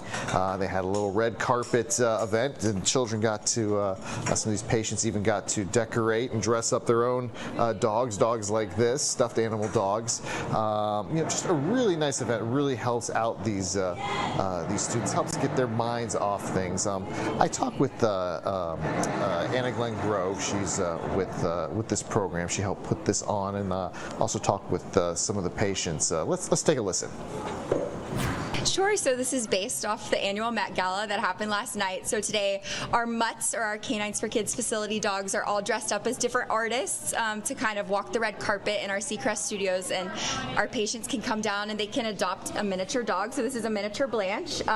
So they'll get them ready in the zone, give them a bath, give them a name, get them a tutu, and then they and their dog with our dogs will walk the red carpet next door in Seacrest studios, and we'll stream that to all the rooms upstairs. It was fun. Got to pet a few of them. Yeah, was that kind of a nice break from being in the hospital, getting to see the dogs? Yeah, this is our last day too, hopefully. Oh, well, I hope it's your last day here as well. So that's a great way to get a send-off there. Did you have a dog that was your favorite? Aries. Aries was your favorite. Why Aries? Because she was at me with camp. Wow, so you met these dogs before, huh? Yeah. Awesome. What does it mean to have them, put these events on, and to have these dogs here for the patients here? Oh, it's everything. It helps him to cope with hospital stays a little better. He's a camper, so during the summertime they come out to camp, and he loves the dogs. Yeah, you can definitely see the look of joy on these kids' faces. Even though they're here, having medical conditions. Some of them in their gowns. Some of them with whatever medical devices they need. But they still get to enjoy these animals, get their minds off things, and I think it's good for the workers here too. They get to be the handlers. They get to take these dogs home, take care of them. I know I enjoyed being around these dogs. At this Mutt Gala. Some of the designers, by the way, in case you're wondering, they had Jimmy Chew, CHEW, and Oscar de la Rover. Lots of very famous Pada instead of Prada. So lots of famous designers represented today on the red carpet. Too good, Chris, too good. Balenciaga, maybe Barkiaga, who knows. Love the creative and clever play of words, and it is just so heartwarming. These kids, their parents, they face so many tough battles, and to be able to have a day where they can just interact with these therapy dogs is probably so rewarding. And I love that you also mentioned what it might mean for the caregivers too, because they have to see so many of these kids and their families deal with really tough things. So a little bit of a bright spot today. Absolutely. Yeah, and another really cool thing, some of the patients, they may not have been able to come down here for a variety of reasons, so they actually live streamed it from the Seacrest studios that they have here, live streamed it throughout the hospital to any of the patients is up in the room, and they got a little kit with maybe a dog or some coloring kits, so they got to participate as well, even if they weren't able to come down to see what was going on here. Well, Chris, I love it, and love that you have a little stuffed therapy dog that is so cute. What a clever idea. Thanks, Chris, for being live for us from Children's Healthcare of Atlanta. As we continue here at 3 o'clock, guys, and the remaining time that we have, it is Cinco de Mayo. So let's switch gears and get out to our Eli Jordan, who joins us live from Real Tacos. Eli, it looks like you're enjoying your Tuesday. Hey, it's not too bad for a Taco Tuesday here in Duluth. I'm at the Duluth Real Tacos for Cinco de Mayo. Cinco de Mayo, Mexican forces beat the Second French Empire in Puebla in 1862, and that's what it's all about. They got their independence in 1810 against France, but it's 1862 when they beat against Spain, but 1862 when they beat France. But hey, I want to show you something. Check out these giant margaritas they got going on. Hey guys, don't mean to interrupt. Look at this. Happy Cinco de Mayo. All right, yeah. Tasty stuff. And I am with Hugh Phillips. You're the manager here at Real Taco. So, you guys have only been open here at this location since December? Yep. It's your first Cinco de Mayo here in Duluth. So how are Duluthians handling Cinco de Mayo? Do they like to party? Yes, they do like to party. Everyone's really excited about Cinco de Mayo. They've been asking all week about it. We have a couple of drink special or shot specials. We have our Titanic. We're here to party, here to have fun. Everybody's going to be drinking, partying. It's going to be be lots of fun. We are location number 11 out of the 12 locations that we have in the company. It's going to be a great time. And I like this open window that you have. You can get, hang outside and just walk right up here and get served. You don't have to walk inside or anything like that. Yep, nope. You just walk right up here. Bartender will grab you. They'll get your drink, and then you'll be on your way. So real quick, you mentioned Titanic. What is a Titanic? A Titanic is our board with about 12 shots. Do they still have the Titanic right over here? They still have the Titanic right over here. Let's see if they have it. Hey, excuse me. Do you guys have the Titanic over here? I do. Oh, you guys have hit it pretty good. So that's the Titanic, huh? This is the Titanic. All right. That looks good. So, is that a popular item for Cinco de Mayo? Very popular for Cinco de Mayo. It's one of the most popular have fun kind of things here at Real Taco. Comes with a couple ducks in it. You get to take the ducks home with you. When you take the ducks home with you, everybody knows that you came to Real Tacos. So, give me, what should people look out for safety-wise and all that when they're out here partying and having a good time for Cinco de Mayo? Yes, we are doing wristbands for everyone that's 21 and older, so you guys can come in, have a great drink. If you guys drink too much, you guys can call an Uber. We have a pickup spot right out here. Just make sure we're being safe, guys. And also, too, tip your waiters and waitresses and bartenders very well because they're going to be extremely busy tonight here at Real Taco. And also, maybe tip your hostess as well. Tip the host, tip the bar, tip the busser. And have a shot of tequila. Have a shot of tequila. And eat some tacos here at Taco Tuesday. Q Phillips, thank you so much, manager of Real Taco.